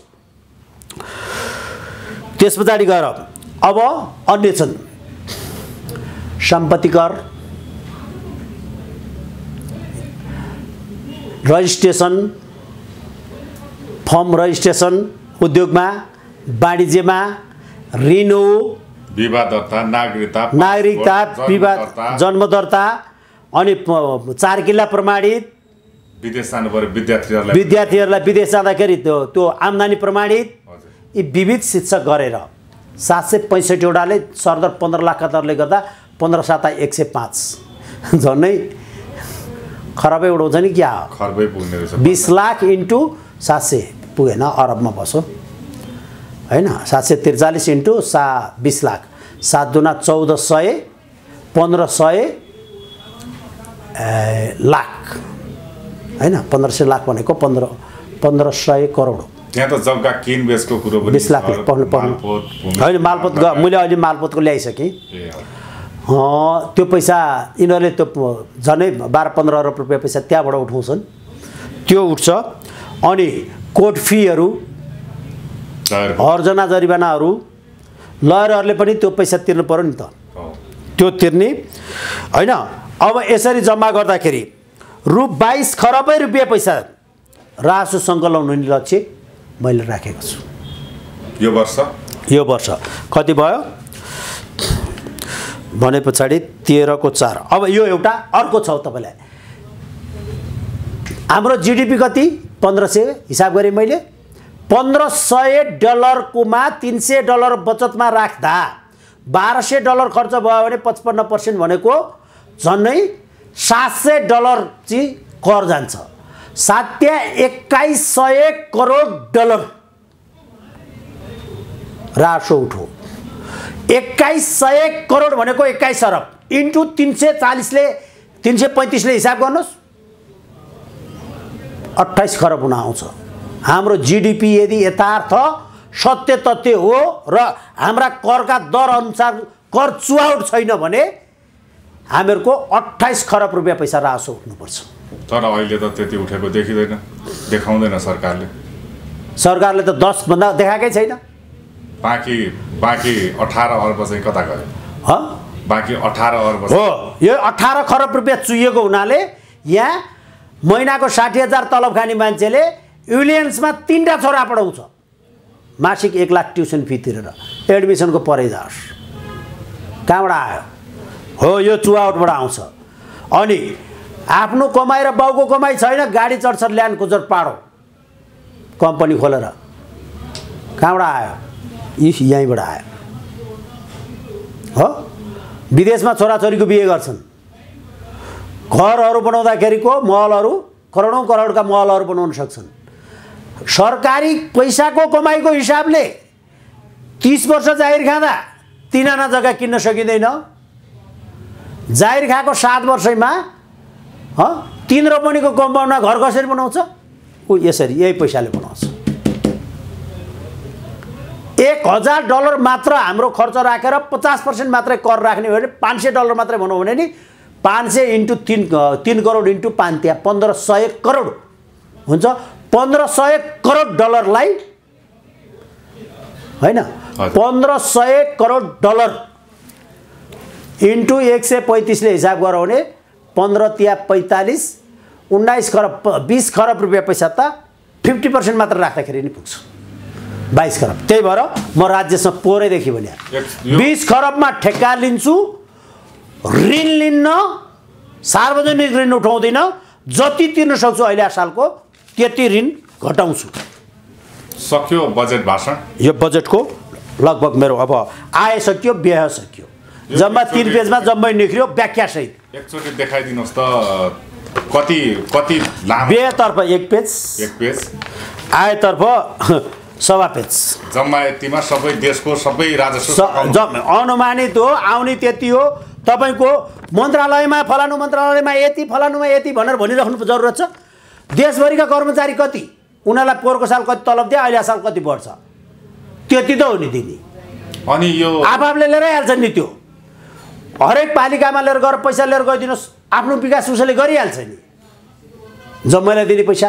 जस्तो 5 करोडका दरले दिने भन्दा सरदर 10 करोडका दरले हामीले 700 वटा पालिकामा पठायौँ भने 743 भने 74 अरब 30 करोड रुपियाँ पैसा दिएपछि 5 करोडका दरले पैसा पुग्यो होइन, हामीलाई 10 करोडका दरले पैसा दिन पुग्यो होइन। 10 करोड रुपियाँ पैसा कुनै पनि पालिकाले पाउँछ भने नि काया पलट बनाउँछ गाउँ होइन। काठमाडौँमा छुटे आफ्नो निक्लिन्छ, उसलाई 15 देऊ, मैले 1 खरब छुटाएको छु। भरतपुरमा अलिकति थपेर देऊ, समानुपातिक वितरण भयो, जनसङ्ख्याको आधारमा भयो, तर मिनिमम डेभलपको खर्च उसले पायो कि पाएन? पायो। अनि अहिलेसम्म सरकारले नीति तथा कार्यक्रमका नाममा बजेट भाषणको लागि मात्र भनेर 70-80 लाख रुपियाँ खर्च गर्छ। होइन, करोडमा जान्छ, करोड त्यो पनि 5 देखि 10 करोड रुपियाँ पैसा त एभरेजमा जाँदा तपाईँको 18 खरबको आउँदाखेरि 0.01% सम्म यिनीहरूले खर्च गर्न पाउँछन्। अर्थात् अहिले 18 खरबको बजेट आउँछ भने 18 करोडसम्म बजेट निर्माणमा खर्च गर्न पाउँछन्। र अर्को प्लस डिपिआर सहित थपेर ल्याउने भनेदेखि 0.3% जान्छ, अर्थात् 1854 करोड रुपियाँ पैसा बजेट निर्माण गर्नुभन्दा अगाडि खर्च हुन्छ। तपाईले अहिले कति खर्बको बजेट देखाउनु भयो? मेरो 51 रुपियाँको 22 खरबको। 22 खरबको। सरकारले कतिको देखाउँछ? 18 खरबको। 18 खरब 51 अरबको पोहोरको साल थियो, अहिले 20 खरबसम्मको हाराहारीको सेलिङमा होला। 20 खरबको सरकारले देखाउँछ, 20 करोड खर्च गर्छ। तपाईले 22 करोडको देखाउनु भयो, 22 रुपैयाँ पनि खर्च गर्नु भएन, जम्मा 3 रुपैयाँको फोटोकपी पेपरमा सकाइदिनु भयो। यो अनुमानित हो, के दिने कसरी गर्ने जम्मै कानुनहरू बनिया छन् हामीहरुका। अनुमानित अब हामीले अर्थमन्त्रीले अनुमानित बजेट राख्दिन हैन, जम्मै प्रहरीहरूले कति पैसा खान्छ वर्षभरिको, यो वर्ष कति खर्च भयो प्रहरीमा, वृद्धि नगर्ने भने त्यति नै छुट्याइदिए भयो हैन। अनि यो बजेट त्यसलाई 5 देखि 10% को फ्लेक्सिबिलिटी राखे भयो हैन, नपुगेमा सोधबढा दिने गरी लगिदिए भयो हैन। अन्य सुरक्षामा कति खर्च हुन्छ हामीहरुको, हात हतियारहरू लिएर आउने, तालिम दिने, यताउति गर्ने, र त्यो सेनामा भएका प्रहरीहरूले कति खान्छन्। पैसा पुगेन भने थप दिन सरकार छँदैछ, पैसा बढी भयो भने उनीहरूले सिधै खान पाउने होइन क्या त। कर्मचारी छैन भने त्यो पैसा त फ्रिज खाता फर्केर आउँछ। अब यो तपाईको यो बजेट जुन छ नि 3 पानाको, यो तपाईले सबै कुरा समेटेर ल्याउनु भएको, यसलाई आज बेलुका सुटुक्क गएर अर्थमन्त्रीको खल्तीमा हाल्दिनु पर्यो होइन। तपाईले गलत मान्छेलाई भन्नुभयो। सम्पर्कमा आए भनेर भेटियो भने रामकृष्ण सुब्बाको खल्तीमा हाल्दिनु पर्छ भनेर चाहिँ मैले पोहोर चाहिँ चाहेको थिएँ। कसको खल्तीमा? रामकृष्ण सुब्बाको। रामकृष्ण सुब्बा भनेको को? रामकृष्ण श्रेष्ठ हुन्, उनी थर चाहिँ श्रेष्ठ हो, तर जाहिर सुब्बाको हो। उनी हरेक वर्ष बजेट बनाउँदाखेरि यो 5 दिन अगाडि लगभग 10-11 गतेतिर दिनको 1.5 लाख रुपियाँ पैसा दिएर उनलाई त्यहाँ बोलाइन्छ, अनि उनले बजेट बनाउँछन्। त्यो बजेट चाहिँ अनि अर्थमन्त्रीले गएर खोज्छ। गत वर्षकोमा परिमार्जन गर्दै अलिअलि गरेर कति, अब अहिले कतिको आयो? 17 खरब 18 खरब 51 अरबको आयो गत वर्षको बजेट। त्यो बजेटलाई 20 खरब बनाउँदा 1.5 खरब बढाउनु पर्ने भयो, अनि जम्मैतिर 1.5 खरब बाँडेर हालिदिन्छन् उनले। अनि त्यो हिजोको त्यो 17 पाना लिएर गएर होइन, 1 घन्टा 1.5 घन्टा लाग्यो के 170 पाना लिएर गएर 3 घन्टा लाएर मान्छेलाई दिक्क लाग्ने गरी अनि बुटु टुटु टुटु टुटु पढेछ। त्यही भएर त निदाउँछन् नि, अर्थमन्त्री निदाउनु भयो अस्ति, यो पर्दा भएन। हुने के होइन, गर्नुपर्ने के होइन, गरिदिन्छ अर्काले, पैसा खाइदिनु हो आफूले, सबै कपी पेस्ट छ, जम्मै त्यही त हो नि। अहिले साँच्चीकै अर्थमन्त्रीलाई सोध्ने हो भने कुन पानामा के छ भनेर सोध्ने हो। तपाईँ अध्ययन गरेर आउनु होला, भोलि तयारीका साथ सोध्छु भन्दा पनि हामीले यदि प्रश्न राख्यौँ भने अर्थमन्त्री पहिलो पानाको क नम्बर पनि भन्न मुस्किल पर्छ। बजेटको धाराले भन्न खोजेको के हो त्यो पनि थाहा हुँदैन, किनकि अर्थमन्त्रीसँग त्यति धेरै ज्ञान छैन। ज्ञान भएन भने त्यसलाई व्याख्या गर्न सकिन्न। त्यो पनि होइन। समस्या के छ भनेदेखि ज्ञान भएकै भए पनि सचिवसँग त ज्ञान होला नि। सचिवजीसँग ज्ञान हुन्छ, ज्ञान भए पनि सुन्नुहोस्, सचिवजीले पनि अराएको हुन्छ, अराएकोले बनाएको हुन्छ, अनि कुन चाहिँले टेलिफोन गरेर त्यो मुद्दा राख्न लागेको हुन्छ। त्यो बारेमा सचिवलाई आफैलाई अनभिज्ञ के हुन्छ। चुरोडको बट्टाको चिटगढमा दिया बजेट हालिदिया हुन्छ, अनि सचिवजीले जवाफ चाहिँ कसरी दिने नि? कसले फोन गरेर अर्थमन्त्रीलाई भन्यो, कसले फोन गरेर रामकृष्ण सुब्बालाई फोन गरिदियो, रामकृष्ण सुब्बाले कुन पेजमा लिएर गएर हालिदियो, सचिवजीलाई थाहा कहाँ? यदि बेलुका भाङ धतुरो र रक्सी नखाएर तपाईँको यो बजेट भाषण कसैले सुनिरहेका छन् विज्ञहरूले भने साँच्चीकै 2 चोटि पनि सुन्न बाध्य हुनेछन्, किनकि तपाईँले सामान्य जनतादेखि लिएर राज्यका उच्च पदस्थ कर्मचारीहरूलाई समेत समेटेर बजेट ल्याउनु भएको छ। तर अहिलेको बजेट हामीलाई पढ्न दियो अथवा हामीले पढ्न खोज्यौँ भन्दाखेरि पनि वाक्क लाग्छ, किनकि पहिलेकै वर्ष पढिसकेका, त्योभन्दा पहिलेकै वर्ष पढिसकेका, त्योभन्दा पहिलेकै वर्ष पढिसकेका बुदाहरू, र त्यसमा केही पनि उपलब्धिमूलक छैन। त्यस्तो अवस्था छ। के भन्न चाहनुहुन्छ सरकारलाई? सरकारलाई के भन्नु छ? ऊ रामकृष्ण सुब्बाको भरमा छ भनेर के लाग्छ? कान नभएको भनेर भनौँ भनेदेखि अलि सम्मानजनक शब्द हुन्छ। मेरो भाग कति भनेर लेखिएको बजेट भएको हुनाले उसको भाग राख्दा राख्दै हामीलाई चाहिँ के भनेर बनाइएका बुदाहरू भएको हुनाले आम जनताले पाउँदैन। जसले दिने उसैले हामीलाई के भनेपछि अर्काले पाउँछ? पाउँदैन। त्यो त दमकको टावर र हुम्लाको सिटामलको कहानी हो। एकदम त्योभन्दा बढी कहाँ हुन्छ? अब यो बजेटलाई अन्तिममा राज्यले तपाईको गुनासो र अन्तिममा राज्यलाई सुझाव के दिन चाहनुहुन्छ?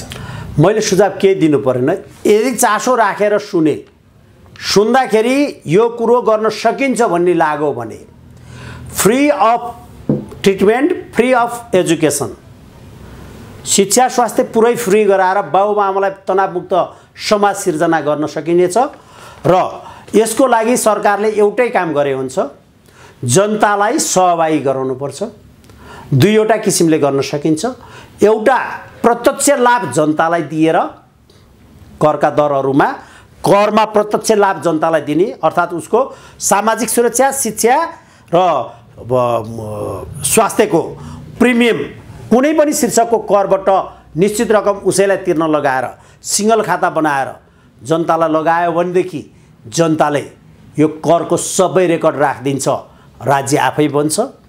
अर्को, डिजिटल करेन्सीको रूपमा गएर 500 र 1000 को नोटलाई बजारबाट विस्थापित गरिदिएर सिंगल एकाउन्ट बनाएर त्रिपक्षीय कारोबार सुरुवात गर्ने हो भनेदेखि राजस्व चौहाटमा पारदर्शी अर्थनीति हुन्छ। ट्रान्सपरेन्सी हुने बित्तिकै यो पैसा सरक्कै पुग्छ। यदि सरकारलाई चाहिएको खण्डमा बोधराज नेउपाने फेरि सल्लाह दिन जतिखेर पनि तयार छ, एनी टाइम। यदि सरकार 20 खरबमा ठेक्का लिन्छु, मन्त्री तिमी खाऊ, 20 खरबभन्दा मासतिर पैसा उठो भनेदेखि मलाई 1% कमिसन दिन्छ। म एकै वर्षमा अरबपति हुने सपना देखेर आउँछु। मलाई त्यति डुबेमा चाहिँ अब त्यहाँभन्दा घटी भयो भने तिनी पैसा छैन मसँग। डुबेको नेपाल बन्छ। मलाई रवि लामिछानेको, दुर्गा परसाईको, रविन्द्र मिश्रको कुनको मुद्दामा नाम उनीहरूको नाम केर्दै मेरो नाम राखेर लिएर गएर जेल हाल्दै हुन्छ। घटी उठो भने 19 खरब 79 लाखभन्दा घटी उठो भने यिनलाई लगाएका मुद्दा, रवि लामिछानेलाई लगाएको मुद्दा, दुर्गा परसाईलाई लगाएको, रविन्द्र मिश्रलाई लगाएको मुद्दा, कुन चाहिँ मुद्दा, तिनैवटा मुद्दामा उनीहरूको नाम हटाएर मेरो नाम राखेर अदालतबाट स्वत पारित गराइदिएर मलाई जेल हालेर गएर जाइदिए हुन्छ। जेल जान तयार हुनुहुन्छ? तयार छु। यदि त्यो भएन 20 खरबभन्दा कम उठ्यो भने, त्योभन्दा माथि उठ्यो भने 1% कमिसनमा 20 खरबसम्म घरबाट मकै भटास लिएर गएर सिंहदरबारभित्र बसेर काम गर्न तयार। त्यो मलाई राज्यबाट कुनै पनि सुविधा चाहिँदैन। मेरै मोटरसाइकल चढेर जान्छु र म मेरै घरको मकै र भटास बोकेर लिएर गएर चपाउन सकेन नातले भने सातु पिँधेर लिएर जान्छु, पानी र सातु मिसाएर खान्छु, राज्यको लागि त्यति दिन्छु। कट्यो भने मात्रै 1% लिन्छु र कन्ट्रिब्युसनका साथ भन्छु, एकैचोटि अरबपति हुन्छु। मोबाइल चाहिँ बोक्नुहुन्न फेरि तपाईले? खरबभन्दा चारैतिरबाट फोन आएर यताको बजेट पार्दैन, उताको बजेट पार्दैन, केही गर्नु पर्दैन। यो बजेट मसँग हुँदैन। मलाई भन्नै पर्दैन, अर्थमन्त्रीलाई भन्ने नै होइन नि त, त्यसको जरुरतै छैन नि। बजेट हुन्छ तपाईको मैले विनियोजन गरेको पैसा कसरी आयो? स्थानीय विकास निकाय विकास निर्माण अनुदानतर्फ हैन 1 खरब रुपैयाँ छुटाएको छु। उक्त रकम सम्बन्धित निकायबाट डिपिआर तयार भई बजेट माग भई आएको योजनाहरूमा खर्च हुने गरी रु 15 करोडमा नघटाई रु 50 करोडमा नबढाई स्थानीय निकायहरूलाई प्राथमिकता आधारमा विनियोजित गरेर रकम पठाउने छु। 5 करोडभन्दा माथिका योजनाहरूमा भने शर्त लागू हुनेछ भनेर लेखे। भनेपछि तपाईको आजको यो बजेट भाषण सरकारहरूलाई च्यालेन्ज भयो, सरकारलाई च्यालेन्ज भयो। अब यो पैसा बोधराज नेउपाने एकतिर, अर्थमन्त्री एकतिर, अर्थमन्त्रीले बोलाउनु भन्नु न, बोधराज नेउपाने यदि यो भएन भने जेल जान तयार छ। तयार छु। अब तपाईँ भन्नुहोस्, यो देशमा विकास हुने कहाँ? स्थानीय निकायभन्दा बाहिर विकास कहाँनिर हुन्छ? नेताको घरमा। भुँडीमा भर्ने पैसा छोडिदिनुहोस्, विकास निर्माणै हुन्छ भने नेपालभित्र भएको विकास निर्माण कुनै न कुनै स्थानीय निकायमा पर्छ होइन? 10 करोडदेखि 20 करोड रुपियाँ 50 करोडसम्म आवश्यक पर्यो भने त्यतिसम्म 25 करोडका दरले पैसा पठायो भने एउटा पालिकामा त्यहाँको डिपिआर बनेर आएर बजेट माग भई आएको ठाउँको लाग्ने खर्च अनुसार बजेट दिनु होइन? सोको रकम पठाए पछाडि जम्मै जिल्लाका जम्मै स्थानीय पालिकामा उति पैसा पुग्यो। जनसङ्ख्याको आधारमा तलमाथि हुने, राष्ट्र सङ्कलनका आधारमा तलमाथि हुने कुराहरू रह्यो। किनभने सेवा र सुविधा सबैलाई बराबर दिँदाखेरि धेरै मान्छे भएका ठाउँमा पैसा धेरै नै चाहिन्छ। बराबर सेवा दिँदाखेरि कम मान्छे भएका ठाउँमा कसैको गाउँमा एउटा गाउँमै बाटो लगिदिइहाल्यो भने पनि त्यो इनफ हुन्छ नि। सबैका घरमा बाटो चाहिएन नि त, भ्याउँछ नि त एउटै बाटोले हैन। जनसङ्ख्या कम भएको ठाउँमा त जताततै हाल्नु पर्ने। काठमाडौँमा त 3-3 रोपनीमा प्लटिङ छ, जताततै ढुङ्गा उछ्याउनु पर्ला। तर पहाडका गाउँमा त गाउँ छिर्ने बाटो पिच गर्दै पछाडि त जनता चरलाई त सुविधा हुन्छ त, हुँदैन? त्यो हुन्छ भने पछाडि त्यो सो रकम चाहिन्न। अब यो पैसा दिइसके पछाडि स्थानीय पालिकामा गयो पैसा, पालिकामा गइसके पछाडि कसले खाने कसले गर्ने? यहाँ माग्न आउनै परेन। अनिखेर सेदरहरूभित्र को लुकेर बस्छ मलाई योजना चाहियो भनेर? अटोमेटिकली स्थानीय पालिकामा गइहाल्यो नि मान्छे। अनि त्यस पछाडि गएर जिल्ला समन्वयहरू गराउनलाई 2वटा जिल्ला अथवा प्रदेशहरू क्रस गर्ने जग्गा छ भनेदेखि त्यो उसलाई प्रदेश सभालाई छुटबाट जान्छ थियो। अनि बहुराष्ट्रिय कम्पनी के हामीहरूको राष्ट्रिय गौरवको आयोजना भनेको फास्ट ट्र्याकहरू बनाउने, जम्मा पुँजीगत खर्च 3 खरब छुटाएको होइन, 20% डिडक्सन गरे होइन, 20% फ्रिज खातामा जान्छ होइन, जम्मै खर्च हुन्छ। 40 घटाउनुहोस् त, 3 खरब 51 अरबको 50 को 40 घटाउनुहोस् त पर्सेन्ट, 35 चौको 35 दुना 70 दुना 140, 1 खरब 40 अरब रुपियाँ पैसा घटाएर बाँकी रहेको मात्र 2 खरब जान्छन् पनि पुग्दैन। हजुर 2 खरब 10 अरब रुपियाँ खर्च गरेको छ राज्यले। मैले 1 खरब 90 अरब रुपियाँ पैसा त स्थानीयलाई दिएँ, अर्को 1 खरब रुपियाँ पैसा बाहिर राखेको छु, 50 अरब रुपियाँ पैसा भइपरि आउने खर्चमा राखेको छु। बाढी पीडित अहिलेको आउने अहिलेसम्म मैले नपुग पैसा सार्वजनिक ऋण उठाउँछु भनेर रासो लक्ष्यमा बाहिर राखेको छैन। ऋण तिरे बापत नपुगे पैसा त ऋण लिन पनि पाउँछु होला नि त। 4 खरब 30 अरब वित्तीय व्यवस्थापनलाई विनियोजन गरेको छु। हाम्रो जम्मा 27 खरबको 54 अरब जति भनौँ न, एभरेज 2%ले राख्नुहोस्, 2 होइन 4 राख्नुहोस्, किनभने आन्तरिक ऋण बढी छ, आन्तरिकमा ब्याज बढी हुन्छ। 4-5 राखे पनि 25-25 125, 1 खरब 25 अरब रुपियाँ पैसा हाम्रो ब्याजमा गएको भए पनि हाम्रो 3 खरब रुपियाँ पैसा लोन डिडक्सन हुन्छ, ऋण घट्छ सार्वजनिक खाताबाट। अहिले 27 पुगेको छ, यिनले असारा 30 पुऱ्याउँछन्, म 24 हाल्छु भन्दैछु, उनीहरू 30 पुऱ्याउँछु भन्दैछन्। 6 को त त्यतिकै डिफरेन्स हुन्छ नि। उनीहरू उल्टो ऋण खाँदैछन्।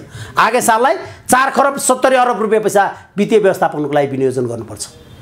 कर्मचारीको तलब बढाइयो भनेदेखि 18 खरब रुपियाँ पैसा यिनीहरूकै पाराले गर्ने हो भनेदेखि वित्तीय व्यवस्थापन र साधारण खर्चको लागि विनियोजन गर्नुपर्ने हुन्छ र रासो 12 खरब सङ्कलन हुन्छ। 6 खरब रुपियाँ पैसा दरले वार्षिक ऋण बढ्दै जान्छ। देश कोल्याप्स हुनलाई कति समय लाग्छ? मिटर ब्याजभन्दा बढ्तामा गएन राज्य। जनता मिटर ब्याजभन्दा बढीमा किलोमिटर ब्याजमा राज्यलाई पैसा तिर्छ, कर तिर्छ। हजुर हो, राज्य मिटर ब्याजमा ऋण बढाउँछ। नेता गुको मुला मोटा मौलाजी गरेर नेता मौलाउँछ र राज्यको सार्वजनिक खाता हो धाराशाही भइसके पछाडि गाउँमा बनाएको खाल्लो ठेदारले पुरेर भुक्तानी मान जाँदाखेरि पैसा पाउँदैन भने पछाडि यो कहाँबाट जान्छ? ओपन च्यालेन्ज विष्णु पौडेललाई 20 खरबको बजेट विदाउट लोन, न आन्तरिक न विदेशसँग, न भिख मागे पैसा स्रोतले पुर्याउँछु, ट्याकल गर्न तयार एकदम। उहाँ हुनुहुन्थ्यो राजनीतिक विश्लेषक बोधराज न्यौपाने। पछिल्लो समय समाजमा घटेका विसङ्गति र विकृतिमा चर्को आवाज उठाउँदै आउनुभएको बोधराज न्यौपाने आज देशकै खाका बोकेर आउनुभएको थियो, त्यो पनि 3 पेजको खाका। अहिले राज्य सत्ताले दोहन गरेर दैनिक रूपमा बहसका नाममा करोडौँ खर्च, करोडौँ पैसा खाइरहेको बेला उहाँले यी 3 पेज देखाएर सारा नेपाली उहाँलाई हेर्न हुने करोडौँ नेपालीहरू समक्ष यो 3 पेजको खाका उहाँले देखाउनु भएको छ। अब यो 84सँग गयो भने यो ढल्नुको छोडिदिनु, अर्को ढल्छ भने त्यसपछि यो पछि बनेको सरकार ढल्छ। चुनाव अहिले यसैले गर्छ भन्नाले। तर पछिल्लो समय प्रचण्डको हिमसिम सम्माननीय प्रधानमन्त्री केपी ओलीसँग जोडिनु, त्यो हाँसो खान नपाएर हिँडे त प्रचण्ड त्यसको के त नि त्यो जहिले पनि सत्ताबाट बाहिर बस्न नसक्ने छटपटेर हिँड्या अहिले प्रचण्डमा छटपटाट छ त्यो जम्मै त्यो राति चाइना नै घरमै चैन नै पार अस्ति त लड्नु पनि भयो राति 2 बजी त्यो पनि त्यो त गल्तीले के को गल्ती त्यो जङ्गलमा बस्दाखेरि बुटा समातेर सोच गर्नुपर्ने है बुटै नभएको ठाउँमा छिरेछ सामान ठाउँ भेटाएन पल्ट्यो केटो कुर्को चाउचालेर बस्दा बुढेसकालमा हेर्नु त दशा के को दशा नि लड्नु पर्ने नि टोइलेटमा हो नि त्यतिको मान्छे छादन गएन यो हो र छादन जाँदाखेरि लडे त हो नि प्रचण्ड अनि के त नि सर यति बेला त हेर्नु त रवि लामिछाने जेलमा गएपछि त उनको मुद्दा न त प्रतिपक्षले उठाएको छ न त कसैले उठाएको छ न त सडकमा सङ्घर्ष गर्नका लागि कोही आएका छन् एक्लै त रवि लामिछाने को रवि लामिछाने त्यो त बिस्तारो हुर्किँदैछ नि त त्यसको सुन्तला बोट हो कि निवा बोट हो थाहा छैन हुर्किन्छ पढ्छ जान्ने हुन्छ जेल नेल खाएको भनेर भन्न पाउँछ गाउँलाई त्यही बिग्छ होइन मन्त्री प्रधानमन्त्री हुने मान्छे त्यो अहिलेसम्मको कुन चाहिँले चाहिँ जेल नबस्या प्रधानमन्त्री भइछ ऊ चाहिँ त्यतिकै भन्नु जेल बसेर रवि लामिछानेले प्रधानमन्त्री बन्ने योग्यता तयार गर्दैछ योग्यता तयार गर्नु परेन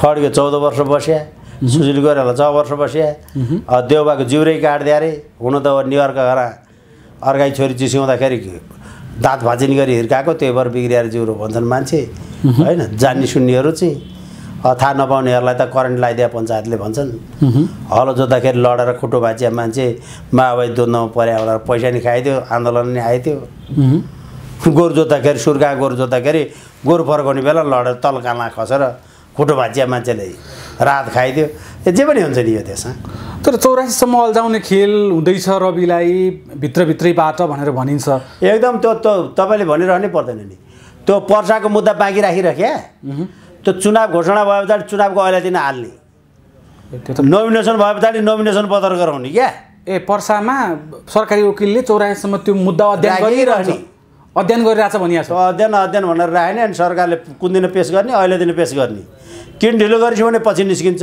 तर उम्मेदवारी खारेज हुन्छ चुनाव त जित्दैन नि सदन नपठाउने उद्देश्य होइन भने सरकार गडबडी हुनुपर्छ दसैँ खर्च हालिदिन्छ सरकारले रविको खाता सरकार गडबड हुने बित्तिकै रविलाई बाहिर आउने बाटो खर्च आइहाल्छ नि बाहिर आउने बाटो पनि खुल्छ के चाहिँ भित्र हाल्ने बाटो थियो र बाहिर निकाल्ने बाटो चाहिन्छ यिनलाई भित्र हाल्ने बाटो भएको भए बाहिर निकाल्ने बाटो चाहिन्छ यिनीहरूले हाइवेबाट होइन तपाईँको जम्मै त्यो गोरेटोबाट सिराएर रविलाई उही हाम्रो 10 गजा तराईको 10 गजा आधी गरो हिन्दुस्तानमा आधी गरो नेपालमा बिजा पिल्लर छ धान जम्मै रोपिया छ उताको साउको यता छ यताको साउको उता चिरिया छ सरकारलाई आवश्यकता परेको दिन रवि लामिछाने टक्कै बाहिर त्यो के उसलाई खाँचो परे पछाडि त जे पनि हुन्छ नि हुँदैन हुन्छ अत्यादेश रातै लिएर आएर त्यही दिन पार्टी फुटाएको होइन सरकारलाई खाँचो पर्दाखेरि त रेशम चौधरी पनि निक्लिएका निस्किया हो होइन प्रेम आलयले त्यत्रो खर्च गरे पछाडि जम्मै लिएर गएर जाकेर राखे होइन माथि चन्द्रगिरीमा समाजवादी जोगाइदिए होइन आवश्यक परेको दिन 5% ल्याएको होइन होइन यी फटाहरूको बारेमा धेरै गफ कति गरिराख्नु यी सत्ताबाट खड्गे ननिक्ले हुन्थ्यो आज नेपाली काङ्ग्रेसले अप्रिय निर्णय नगरोस् खड्गप्रसाद गिरीलाई असारसँग जोगाउन यार यसलाई 1 वर्ष खुवाउन यो छुकछुक गर्ने सेरे आएर छुकछुकै गर्दैन जति गाली गरे नि सुन्दैन कति बेर बाँच्नु आफ्नो मात्रै मुख दुख्छ नबोल्ने मान्छेसँग झगडा गराउँदै मुख आफ्नो मात्रै दुख्ने होइन ऊ चुपोल आएर जे भने सहर सुन्थ्यो भने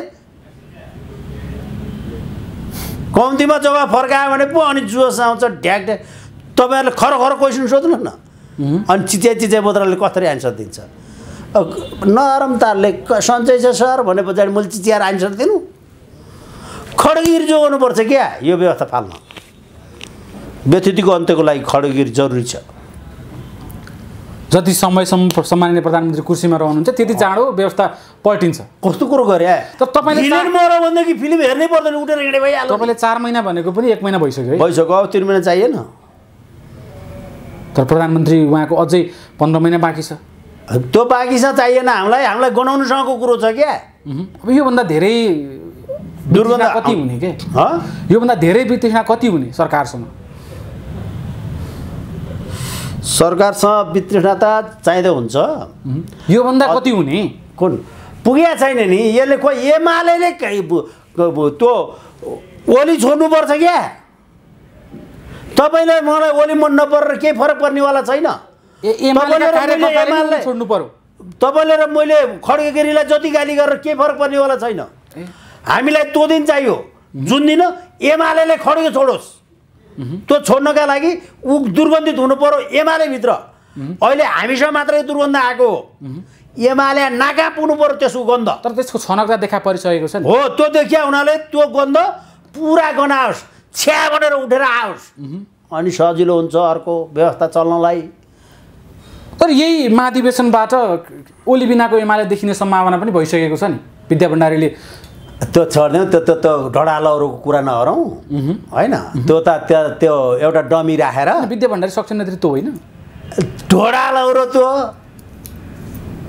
के ऐसे देख्नु भएको छ तपाईँले विद्या भण्डारीमा। जननेता मदन भण्डारीको श्रीमती त्यही हो जसलाई बिगार्यो त्यही सर्ने हुने हो। त्यो विचार त त्यही हो नि त उहाँले बोकेको के को विचार नि। लु मेरा बुढाले त्यसो भने थर बोक्या हो विचार होइन। भण्डारी विद्या भण्डारीसँग केही पाने होइन नि।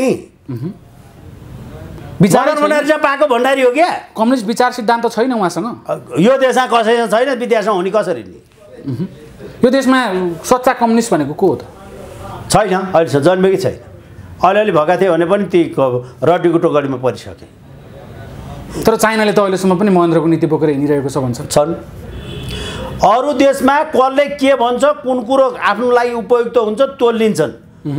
अहिलेका विद्वानहरूले चाणक्यको नीतिहरू लिन्छन् बीरबलका चतुर्याइहरू लिन्छन् अनि सुकरातका सिद्धान्तहरू लिन्छन् अनि यी जेसुकै भए पनि माओवादी यिनीहरूका समाजवादीहरूबाट लिन्छन्। अहिलेको आधुनिक युवाहरूलाई हेर्छन् अहिलेको टेक्नोलोजी हेर्छन् कसरी गर्ने त्यो बारेमा सोध्छन्। सुप्रिम नलेज डिस्कस आइडिया जसको सुप्रिम नलेज छ उच्च कोटिको दिमाग भएका मान्छेहरू महापुरुषहरूले डिस्कस आइडिया भनेको आइडियाको बारेमा के गर्दा कसो होला भनेर सोध्छन्। मध्यमवर्गीय अलिअलि पढेका मै हुँ जान्ने यताउति बुद्धिजीवी शुद्धिजीवी भन्नुहुन्छ तपाईँहरूले हामी जस्तालाई क्वेसन सोध्नुहुन्छ नि होइन। म पनि त्यो मध्यमवर्गमा नि पर्छु कि पर्दिनँ। त्यसले घटनाक्रमको बारेमा व्याख्या गर्छ। अब यस्तो भयो अब त्यस्तो हुन्छ अब त्यस्तो भयो यस्तो हुनसक्छ यो यस्तो छ यसरी गर्न सकिन्छ यसलाई यसरी नियन्त्रण गर्न सकिन्छ यो उपाय अपनाउन सकिन्छ यी विभिन्न कुराहरू अपनाएर गरिन्छ। यो बारेमा डिस्कस गर्नलाई हामी मध्यम वर्गको दिमाग भन्छौँ। मध्यम स्तरीय दिमाग हो। अनि अर्को हुन्छ थर्ड क्लास दिमाग। अलिअलि मेरो पनि मिल्छ कि जस्तो लाग्छ। कसरी डिस्कस पिपुल व्यक्तिको बारेमा कुरा गर्छ त्यसले यो यस्तो त त्यस्तो घटना घटिसके पछाडि यस्तो हुनुपर्ने थियो त्यस्तो भयो उस्तो हुनुपर्ने थियो यस्तो भयो भन्दै हिँड्छ। त्यही छ त सरकारले छलफल गरेर नीति तथा कार्यक्रम ल्याउनु पर्ने पहिलो नीति तथा कार्यक्रम ल्याएर छलफल यसलाई थर्ड क्लास दिमाग भनिन्छ। यो थर्ड क्लास दिमागले गर्ने काम हो त्यो। अनि सरकारको कामकाज पनि थर्ड क्लास हो। थर्ड क्लास त हो नि त्यो। तपाईँको अहिले नीति तथा कार्यक्रम लिएर आएको छ अहिले छलफल गरेर बसिन्छन् त्यहाँ हो गाला फुट्ने गरी हिर्काउनु पर्ने जनतालाई को पैसाको दुरुपयोग गरे हुनाले एक यहाँ इज्जत भएको सांसदले यो नीति तथा कार्यक्रमको छलफलमा भाग लिनै हुँदैन होइन। अहिलेसम्म ज्ञान छिरेको छैन भने मैले भनिदिएँ यो सुन्यो भने भाग नलियो। नीति तथा कार्यक्रमको विषयमा छलफल भइरहेछ अनि राजालाई गाली गर्ने र सम्मान गर्ने कुरा चलिरहेछ। त्यो त के बाख्राहरूको बाख्रा गोठालाई जम्मै लिएर आएर राखेको छ होइन। ती जम्मै ती के आते पाते सालेको त भाते जम्मै छिराएको ठाउँ। आते भनेको आयातित होइन आते भनेको अब यो समानुपातिकबाट आउनेहरूलाई भन्छु मैले।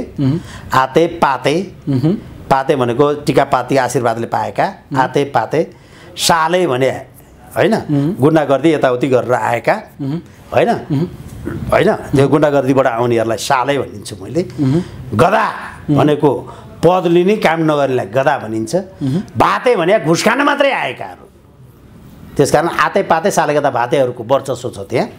भाते भनेको घुस खान मात्रै आएका त्यसो भने संसदमा त त्यही भातेहरूको समूह छ होइन।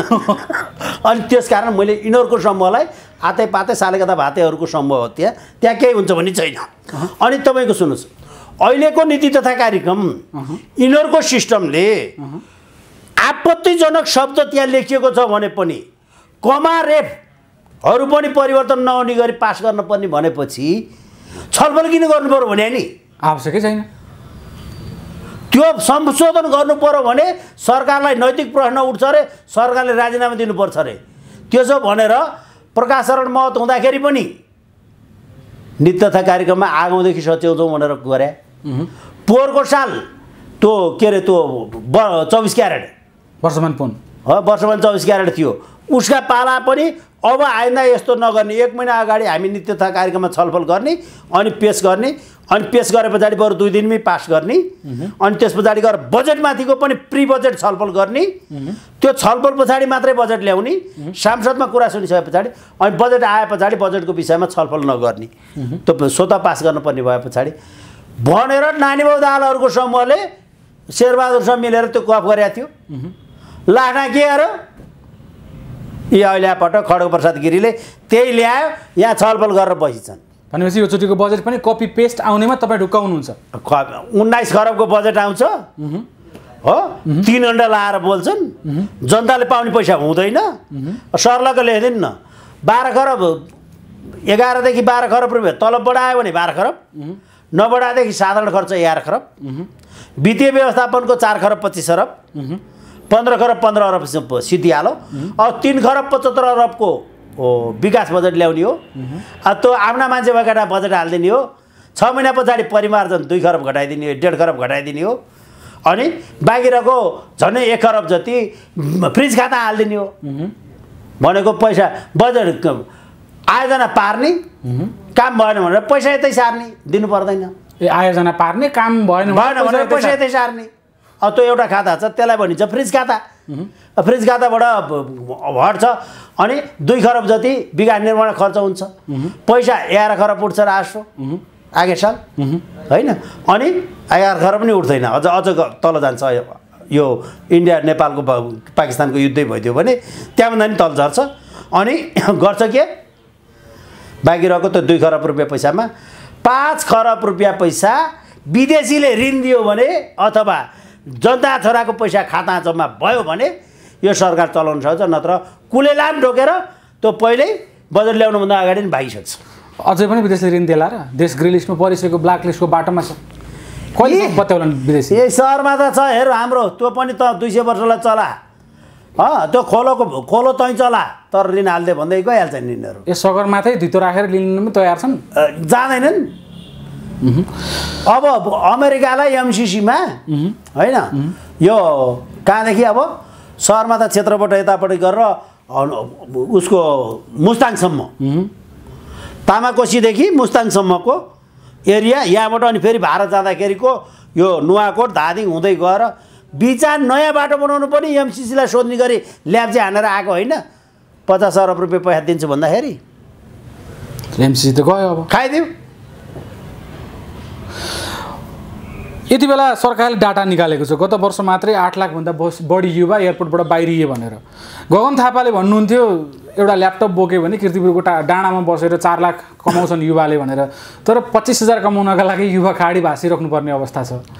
कमाउँछ 4 लाख होइन, 18 लाख पनि कमाउँछ, तर 5 जनाले कमाउँछन्। खड्गप्रसादले त्यो भने युट्युबका मोबाइल यो अहिलेको क्यामेराबाट भिडियो मात्रै हालेर महिनाको 2-3 लाख कमाउने मान्छेहरू कति छन्, तर तिनीहरूको सङ्ख्या 50 जना काट्दैन क्या। गाह्रो हुन्छ, काट्छ। लाख कटाउने 100 जना कट्दैन, लाख कटाउने 100 जना कट्दैनन्। अहिले क्यामेराको पैसा नउठाउनेहरू 1000 जनाभन्दा बढी छन्। बजारमा क्यामेरा बोकेर हिँडेर 1000 जना भन्दा बढीको क्यामेरा किन्दाखेरि लागेको ऋण अहिलेसम्म तिर्न सकेका छैनन्। हुन त भिडियो बनाएर खाएकै हो त, युट्युबबाटै ल्याएको हो त। अब गगन थापाले त्यो भनिरहँदाखेरि अब त्यो पनि उहाँको बोली एक किसिमले फेलियर भएको अवस्था हो। प्रमाण छ भनेर कराउनुहुन्थ्यो, यति बेला प्रमाण प्रहरीले पनि खोजिरहेको छ, अदालतले पनि खोजिरहेको छ, प्रमाण भेटिएको छैन। छन् भनेका प्रमाण कता गए रवि लामिछाने विरुद्धका? गगन थापाले त प्रमाण देखाएको होइन, त्यो फोटोकपी देखाएको हो। त्यो त्यहाँ टिपोट गर्नलाई लगाएको कागज, त्यही कागज देखाएर कतिवटा प्रमाण देखाउँ भने हो। त्यो प्रमाण थियो भने त तपाईँहरू जस्तालाई क्यामेराले खिच्न छेउमै राखिदिन्थ्यो। त्यो प्रमाणै थिएन। जनता झुक्याएको प्रमाण छन् भनेर जनता झुक्याएको। त्यो झुक्याएको हो। म भनिदिउँ म एउटा पोल खोलिदिनुहोस् कृपया भनेर भने पोलै छैन त कसरी खोल्दैन? मलाई थाहा भयो पो भनौँ पोल खोल्नु। मलाई थाहा भएको भए त भनिहाल्थ्यो नि, पढ्न मेरो दिमागमा आओस् भने। ओ त्यो गोविन्दले भन्थ्यो कि गगन थापालाई कुछ करूँगा जरुर भन्थ्यो। के गर्छ चाहिँ कुछ न कुछ क्या भने पढ्न, जब पता होगा तब बताऊँगा। गगन थापाले प्रमाण छन् भनेर प्रहरीले खोज्दा भेटिहाल्छ कि भनेर भनेको थियो। भने मात्रै हो त्यो त, के हुँदैन त्यो। प्रहरीले पनि भेटेन प्रमाण। नभएको ल्याउने चाहिँ के गरी भन्यो नि, बनाउन त मिल्दैन नि। तर जाहेरी त बनाए उल्टो भन्ने चर्चा छ अहिले। अब त्यो जाहेरी त होइन, त्यो त यिनीहरूले आफै सकिन्छ त बनाइहाल्छन् नि। नोटै नकली बनाउने, निर्णय नै गलत गर्ने, अर्थै उल्टो लाउने, त्यो त प्रचलन छँदैछ नि देशमा होइन? त्यो त जम्मै छ। त्यसकारण यिनीहरूले गर्दैनन्। यी गरी खाने मान्छे पनि होइनन्, यिनीहरूले गर्दा पनि गर्दैनन् होइन। यी लुटी खान आएका हुन्, लुटेर खाइरहेका छन्। जनताले अहिले जति लुटिए पनि चुप लाग्ने भए पछाडि के लाग्छ होइन?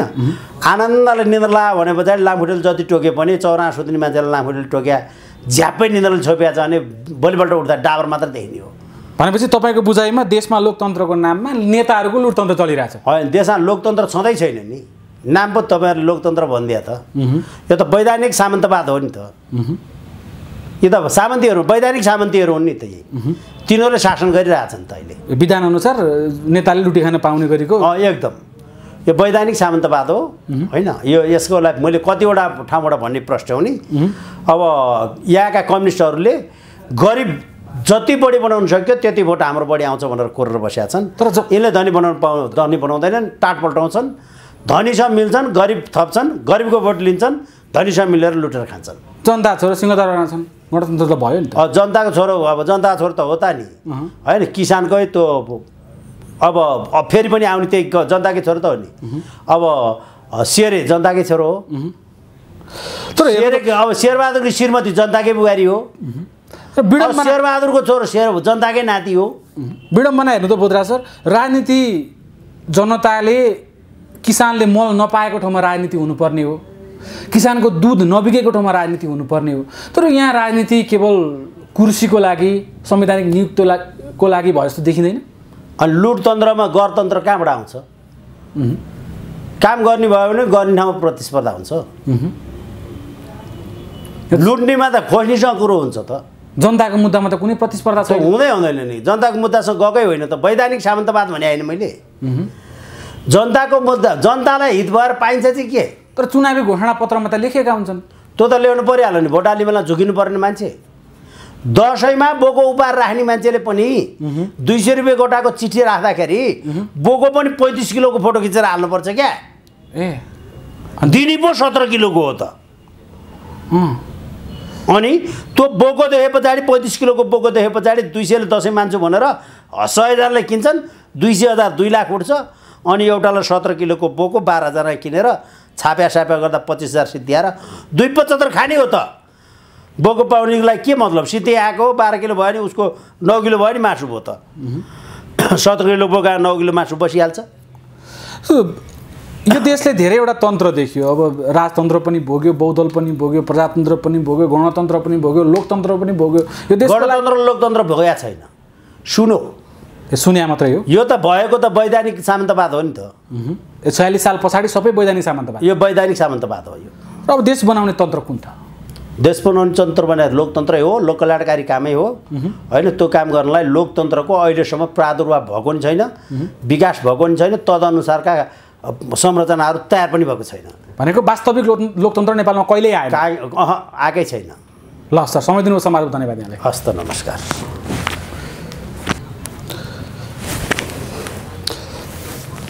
सुरु गर्ने सर। विश्लेषक बोधराज नेउपाने हाम्रो साथमा हुनुहुन्छ। सरी, खोज्ने खबरको खोजनीति खबरको विशेष संवादमा हाम्रो साथमा राजनीतिक विश्लेषक बोधराज नेउपाने हुनुहुन्छ। सर स्वागत छ यहाँलाई। नमस्कार। नमस्कार। राजावादीहरू एक कित्ता भएका छन्, मिल्दैनन् भनेका राजावादीहरू मिलेका छन्। यति बेला जेठ 15 गते संविधान घोषणा भएकै अथवा गणतन्त्र घोषणा भएकै दिनमा राजा फर्काउने भनेर आन्दोलन चर्काउने तयारी गरिरहेका छन्। के अब राजा फर्केला नि त? त्यो अहिले जम्मा भएकोबाट फर्किँदैन। जम्मा पहिला नि थिए, अहिले नि भन्थे, भने आउन्। अहिले एकै ठाउँ भएर भने आउन्। चुनावमा भएको भए सिट 1-2वटा बढी आउँथ्यो। तर मिति नै अगाडि बढेका छन् नि त। त्यो तोक्या भएर आउँदैन। तोकेको मितिमा राजा फर्किँदैन। त्यस्तो गर्ने गरौँला हुन्छ भन्या भएर त्यसले हुँदैन। राजाको पक्षमा जनलहर छ होइन। स्पष्ट रूपमा बहुमत सदस्यहरूलाई राजा आइदिए हुन्थ्यो भन्ने आम जनता भइसकेका छन्। त्यसमा 2 मत छैन। तर अहिले एक भएका राजाहरूले ल्याउँदैनन्, त्यसमा ग्यारेन्टी छ। फेरि 18 वर्ष पनि नपुगिकन राम्रोसँग गणतन्त्र आएको, गणतन्त्रले राम्रो सास फेर्न पनि नपाइकन फेरि राज संस्था ल्याउनुपर्छ भन्ने मुडमा जनता किन पुगे? त्यो त यो 18 वर्ष खानेहरूको 18 वर्षे चाल देखेर जन्मदै त्यो कुलङ्गार त के अरे त्यो कंस जन्मिया थियो नि। अर्का बिसुन छर्नी, मान्छे कुट्ने, जन्मदैदेखि उटङ्गिया मात्रै काम गर्ने। उटङ्गियाहरू शासनमा आएको हुनाले जनतालाई त्योभन्दा पहिलेको राम्रो थियो भन्ने भयो। राज संस्था फर्काउनै पर्यो भने फर्काउन सक्ने पात्र नेपालमा को? राज संस्थालाई को एजेन्डा बोक्यो भनेदेखि होइन, स्त्रीलिङ्गी भएर अथवा राज संस्थाको पक्षमा आएर गणतन्त्रको नराखेर अहिले यिनीहरूले पेल्या हुनाले यो सबैलाई पेल्नलाई शक्ति एकीकृत हुने भयो भनेदेखि रवि लामिछानेको समूह रासोपा भन्ने तिनीहरूले राजालाई सपोर्ट गर्यो भनेदेखि रविको सँग भएका, रवि भने पछाडि भुतुकै हुने भक्तहरू तिनीहरूले रविले जे भन्यो त्यही मान्छ। तिनीहरूसँग अलिकति जनमत छ। सडकमा आउने जनमत है, जनमत त सबैसँग आफ्नो छ। तर सडकमा ओर्लिने जनमत त्यहाँ छ। होइन भने दुर्गा प्रसादको पछाडि छ। नेपाललाई राज संस्था फर्काउनै पर्छ भने फर्काउन सक्ने पात्र दुईटा मात्र। दुईटा होइन। सडकमा आन्दोलनबाट ल्याउने हो भने, सडकको आन्दोलनबाट ल्याउने भनेदेखि सडकमा आन्दोलन गराउन सक्ने क्षमता अहिले सतहमा देखिएका तिनै दुईटा हुन्। रवि लामी र अर्को अहिले टेस्ट नभएका बालन शाह। बालन शाहमा पनि त्यो क्षमता छ। उनले अब त्यो टेस्ट गरिया छैन नि त। के छ त्यो त अन्धकारमा छ भित्र होइन। अन्धकारमा भएकोले पनि केही न केही उभार ल्याउन सक्छ के। तर बालन शाह काहीँ कतैबाट दरबारको पक्षमै छन्, संरक्षणमै छन् भनेर भनिन्छ। तर उनले अहिलेसम्म बोल्न नसक्नुको कारण छैन। त्यसलाई यसरी भनिहाल्न मिल्दैन। जम्मैले आफू अनुकूल भन्छन्। यो ओलीलाई जम्मै पार्टीहरू मिलेर लखेट्न थाल्यो भनेदेखि अब ओली पनि राजासँग मिल्ने, राजा ल्याउने हुन भनेर राजावादीहरू, अहिलेका एक भएका राजावादीहरू अन्तर्वार्ता दिँदै हिँड्छन् जम्मैतिर। सामान्य प्रधानमन्त्रीलाई सबै लखेट्न थाल्यो भनेदेखि अब ओली पनि मिलेर राजा ल्याउँदैछौँ भन्दै राजावादी भन्नेहरू अन्तर्वार्तामा भन्दै हिँड्छन्। प्रचण्डलाई पेलेर निकाल्यो भनेदेखि प्रचण्ड अब राजा ल्याउँदैछन् भनेर हिँड्छन्। अब प्रचण्डले ल्याउने भयो, सजिलो भयो भन्दै हिँड्छन् होइन। शेरबहादुर त साँडमाई हो भन्छन्। यिनीहरू आफू अनुकूल बोल्नेलाई होला, तर यिनीहरूबाट हुँदैन। तपाईँले यो अहिलेका राजावादीहरूको जम्मा भएका राप्रपा भन्ने जसको 6 लाख भोट छ। 6 लाख भोट भएको राप्रपाले 10% भनेको काठमाडौँ भ्यालीमा 10% त होला छ। सबैभन्दा धेरै मात्रै रासोपाले काठमाडौँबाट पाएको छ हो। होइन रासोपा होइन, राप्रपा होइन। राप्रपाले 60 लाख हजार त होलान्। त्यो 60,000 10%, 6 लाखको 10% 60,000 हुन्छ। 60,000को 10% 6,000। त्यो 6,000को पनि 5% भन्दा बोकेर आउनु सकेनन् सडक। भोटर पनि आइदिएन, राप्रपाका भोटर पनि आइदिएन। त्यसको पनि 5% आइदिएन अस्तिको गिरफ्तारीमा। अनि उसले राजा फर्काउने हो। त्योभन्दा धेरै हुल त बरु एक्लो अभियान त दुर्गा प्रसादले देखाइदिए। दुर्गा प्रसादले एक्लै त्यो सम्भव गरेका छन् होइन। अब अहिले बालनलाई हामीले पछाडि राख्नु मिल्दैन। उसको एजेन्डा त्यो आइदियो भने योजोडी जब 4 अक्षर राति सुत्ने बेला लेखिदिँदाखेरि त भोलिपल्ट बिहान भाइरल भइसकेको हुन्छ। तर बोधराज सर, काङ्ग्रेसको महासमिति बैठक बस्दैछ। महासमितिमा 50% भन्दा बढी महासमिति सदस्यहरू चाहिँ हिन्दू धर्मको पक्षमा छन् भनेर भनिन्छ। चन्द्र भण्डारी लगायतका व्यक्तिहरू। नेपाली काङ्ग्रेसको यस्तो छ, 2062 साल होइन, माघ फागुनतिर, त्यो कहिले पुष माघतिर, कहिले कार्तिक मुक्सेर पुषमा त्यस्तैमा पर्यो होला, दसैँपछिको एक दिनको बैठक खारेज गरिदिने बित्तिकै नेपाली काङ्ग्रेस सिङ्गै राजावादी हुन्छ।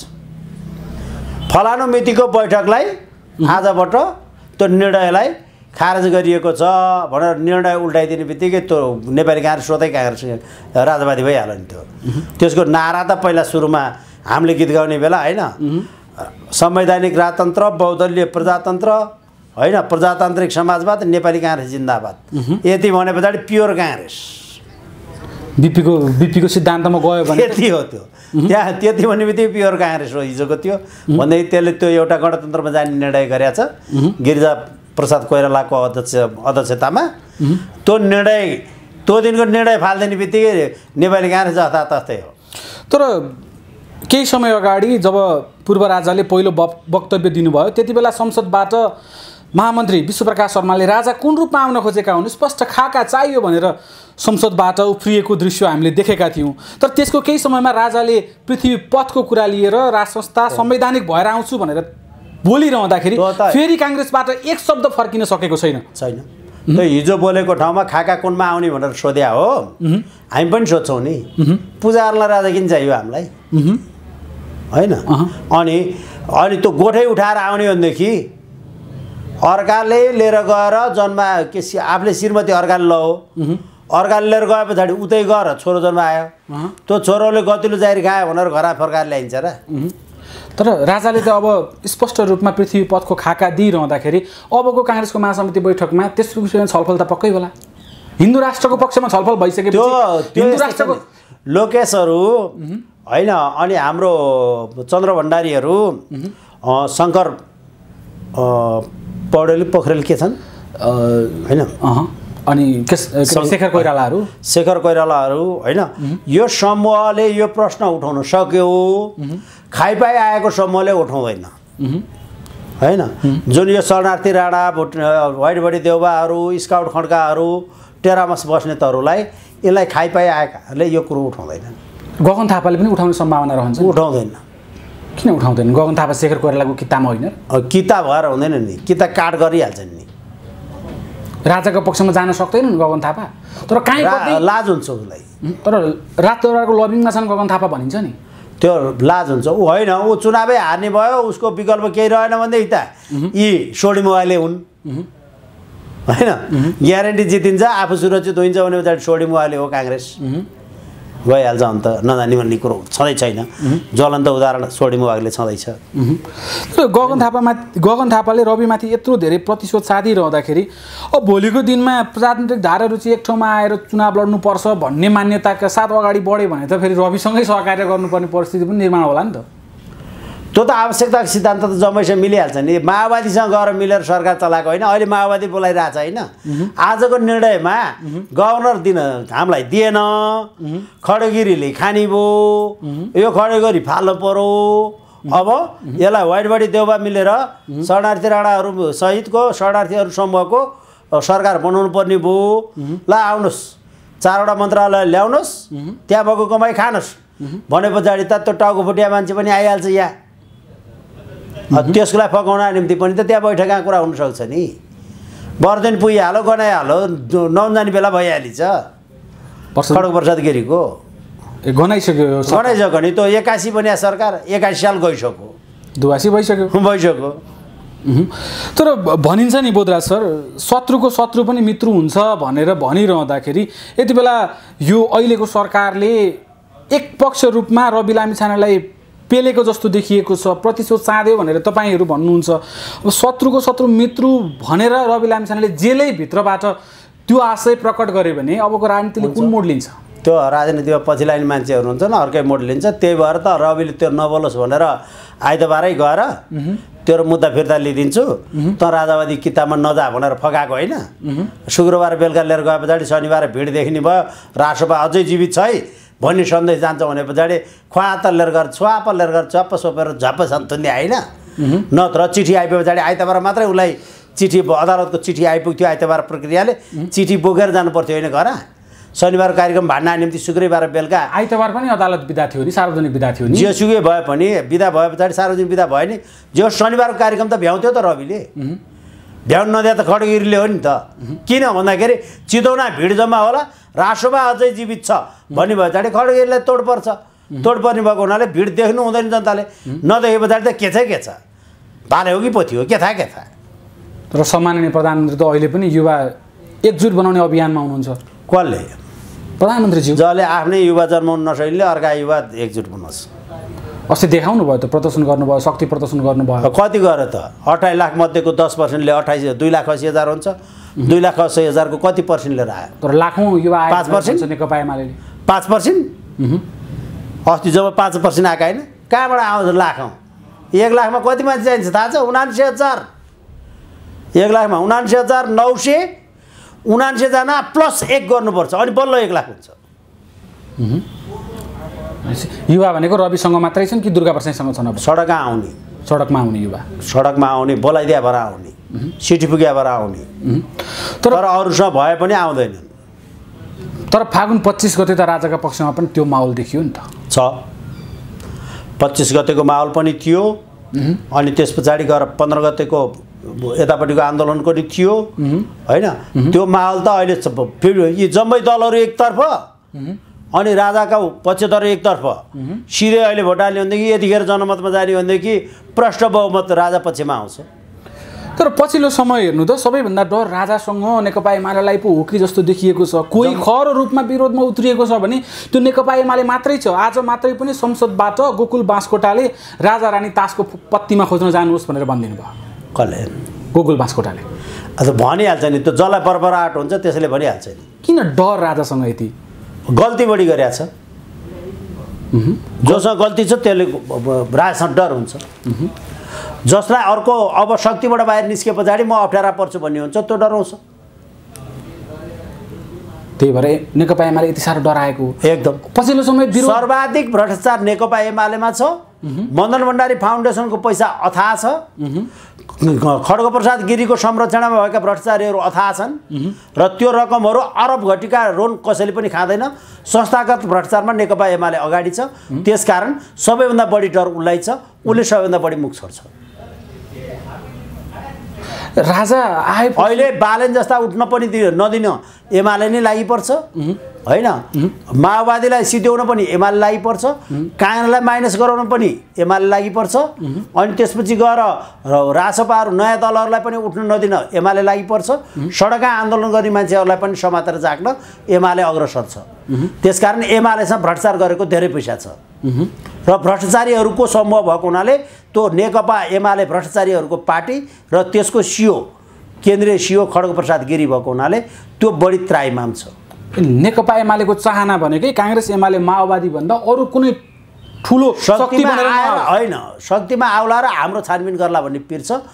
नीतिगत भ्रष्टाचारमा संस्थागत भ्रष्टाचारको होइन त्यो प्रादुर्भाव गर्ने र अक्षरशः पालन गर्ने भनेको नेकपा एमाले हो। तर भविष्यको कुनै कालखण्डमा त युवाहरूको हातमा शक्ति र सत्ता जाला नि त। जान्छ। अहिलेलाई खड्गप्रसाद गिरीलाई होइन थेरापी लिनुभन्दा अगाडिसम्म मात्रै चाहिए त हो नि। उसलाई भविष्यलाई चाहिए होइन। अबको 15 वर्ष होइन। थेरापी दिनको जहिले आउँछ त्यसले भन्न त 15 वर्ष भन्छ 20 वर्ष जे पनि भन्छ नि त्यो। होइन त भन्नकै निम्ति जन्मिया हो भन्छ, गर्नको निम्ति जन्मिया होइन त्यो मान्छे, भन्नकै निम्ति जन्मिया हो भन्छ। हो अबको 15 वर्ष एमाले बिनाको सरकार त परिकल्पना नगर्नुहोस् भनेर भन्नुभएको छ उहाँले। थाहा छ, त्यो भन्नकै निम्ति भन्न जन्मिया मान्छे हो नि त त्यो। तर 84मा पनि ठुलो पार्टी बन्न सक्छ नि त। सबैभन्दा ठुलो राम्रो सङ्गठन एमालेकै छ अहिले पनि। विकल्प जनतालाई यो चाहिँ ठिक छ, यसलाई जिम्मा दिँदाखेरि हामीले दुःख पाउँदैनौँ भन्ने मान्छे 4 जना निक्लियो भने नि शेरचण्ड ओलीलाई धोती फुकालेर देखाइदिन्छन् जनताले। आम जनताले धोती फुकालेर देखाइदिन्छन्। यिनीहरूसँग सँगै हिँड्ने ती बिचौलिया हन्डी खानेहरू एकजना पनि छेउमा हुँदैन। तर यिनीहरूले विकल्प त्यो अस्ति राजावादीहरूलाई पक्रे पछाडि भोलिपल्टबाट राजावादीहरू अन्तर्वार्ता बोलाउनु भयो होला नि तपाईँले। कसैले फोनै उठाइहाले पनि आज नबोली भन्नु होला होइन। त्यसै गरी दुर्दुवाई हुन्छन् नि, के कुरो गरे त। तर नीति तथा कार्यक्रममै अब व्यवस्थाको विरोध गर्न नपाइने भनेर ल्याइदिए कसले? सरकारले। उसले विरोध गर्न पाउने हराउन पाउने भनेर कहिले भनेको छ र? त्यहाँ चित्त नबुझेर हामीले विरोध गरे हो। विरोध गर्न, झगडा गर्न, मुख छाड्न कसलाई रहर छ? तर यसरी नीति तथा कार्यक्रम आउँदा भोलि संविधानै परिवर्तन भयो भने त राजावादी के अर्थ भने त्यो संविधान होइन, राजावादी मुद्दा बोकेर राजा ल्याउँछौँ भनेर जनताकामा गएर भोट जितेर आएका संसदको अभिव्यक्ति हुन्छ। अब यहाँ सुन्नुहोस्, अहिले जेठमा 18 घन्टा घाम लाग्ने भनेर नियम बनेर आयो भनेदेखि अब गर्मी कति बढ्ने हो, बाँच्न त सकिएला भनेर टेन्सन लिनुहोस्। यो संविधान त 17वटा चोटि जेसुकै लेखेन न, झ्यारेर च्यातेपछि यो चाहिँ है भोलिदेखि भन्दै पछाडि त सिद्धिनीलाई वेदको मन्त्र हो, त्यो पाठ हो, कानुन हो, त्यो कानुन हो, तर त्यो परम्परागत कानुन हो। तर संविधान भने के 47 सालमा राजा हुन्थ्यो, राजाले लालमोहर लाउँथ्यो, लेखेको थियो, लालमोहर लाउन राजा बठा जान्थे।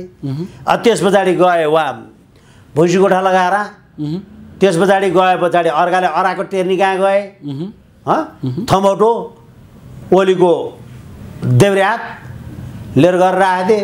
अब अहिले तातोन छारा मान्छे छ, सहयोग गरिदिन्छ, लालमोहर लायो भन्ने हल्ला हुन्छ। के हुन्छ जताततै हुन्छ त के भने नि, जताततै हेर्नु त जनताले पनि सरकारको विरोध गरिरहेका छन्, संसदले पनि सरकारको विरोध गरिरहेका छन्, सत्तामै रहेका संसदले पनि सरकारको विरोध गरिरहेका छन्। हुँदा स्वतन्त्र सांसद आज अमरेश कुमार सिंहले त यो अहिलेको गभर्नर नियुक्ति नहुनुमा प्रधानमन्त्रीकै सबैभन्दा ठुलो गल्ती छ भनेर भनिदिनु भयो। गल्ती हो र, रोकेर राखेकै खड्गप्रसाद गिरीले हो नि। बरु दाइलाई 100 करोड दाइलाई दिए, पैसा चाहिएन, नियुक्ति लिएर बस, जब अरू 200 करोड यहीँ कमाउला, तैँले छोड्नु पर्दैन, तँलाई हतार छ भनेर जवाब दिएर म अब यो बिजोग भयो, लाज भयो मलाई होइन, सुगरको रोग पनि छ, अब गभर्नर हुँदाखेरि 100 करोड तिरेर गभर्नर भएको भन्नु छ, भट्टको काम नगरी सुख छैन, मलाई नभए नै हुन्छ, अब के त यो गर्नु, म स्वीकृत गरिदिन्छु गुणाकरको राजीनामा भन्नु पछाडि तिमीलाई के हतार भनेर भनिदियो अरे खड्गगिरीले, प्रधानमन्त्रीज्यूले।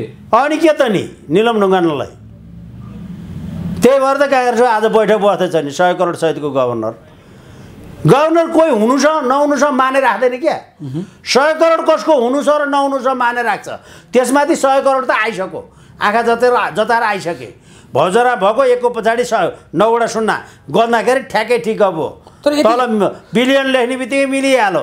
तर यतिखेर त यो विषम परिस्थिति होइन र, बजेट आउन लागेको छ राज्यको, यति बेला राष्ट्र ब्याङ्कमा गभर्नर छैन, के दललाई चासो छैन, अर्थमन्त्री नभए त ल्याइदिन्छन् यिनीहरूले गभर्नरको कुरो, अर्थमन्त्री नभए पनि राज्यमा ल्याइदिहाल्दैन, प्रधानमन्त्रीको हात आउँछ, अध्यादेश मार्फत राखिदिन्छ, पास बसिदियो, नभए सदनमा टेबल गरिदिन्छ। प्रधानमन्त्रीले जम्मै गर्नु पाउँछ अहिले, हाम्रो त्यो सिस्टमै त्यो हो। यो भनेको हाम्रो देशका संयन्त्रहरू अथवा निकायहरू चाहिँ सबै देखाउनका लागि मात्रै हुन् त, हिँडाउनलाई मान्छेलाई जिम्मेवारी दिनलाई राख्नलाई थमौटो चाहियो नि त।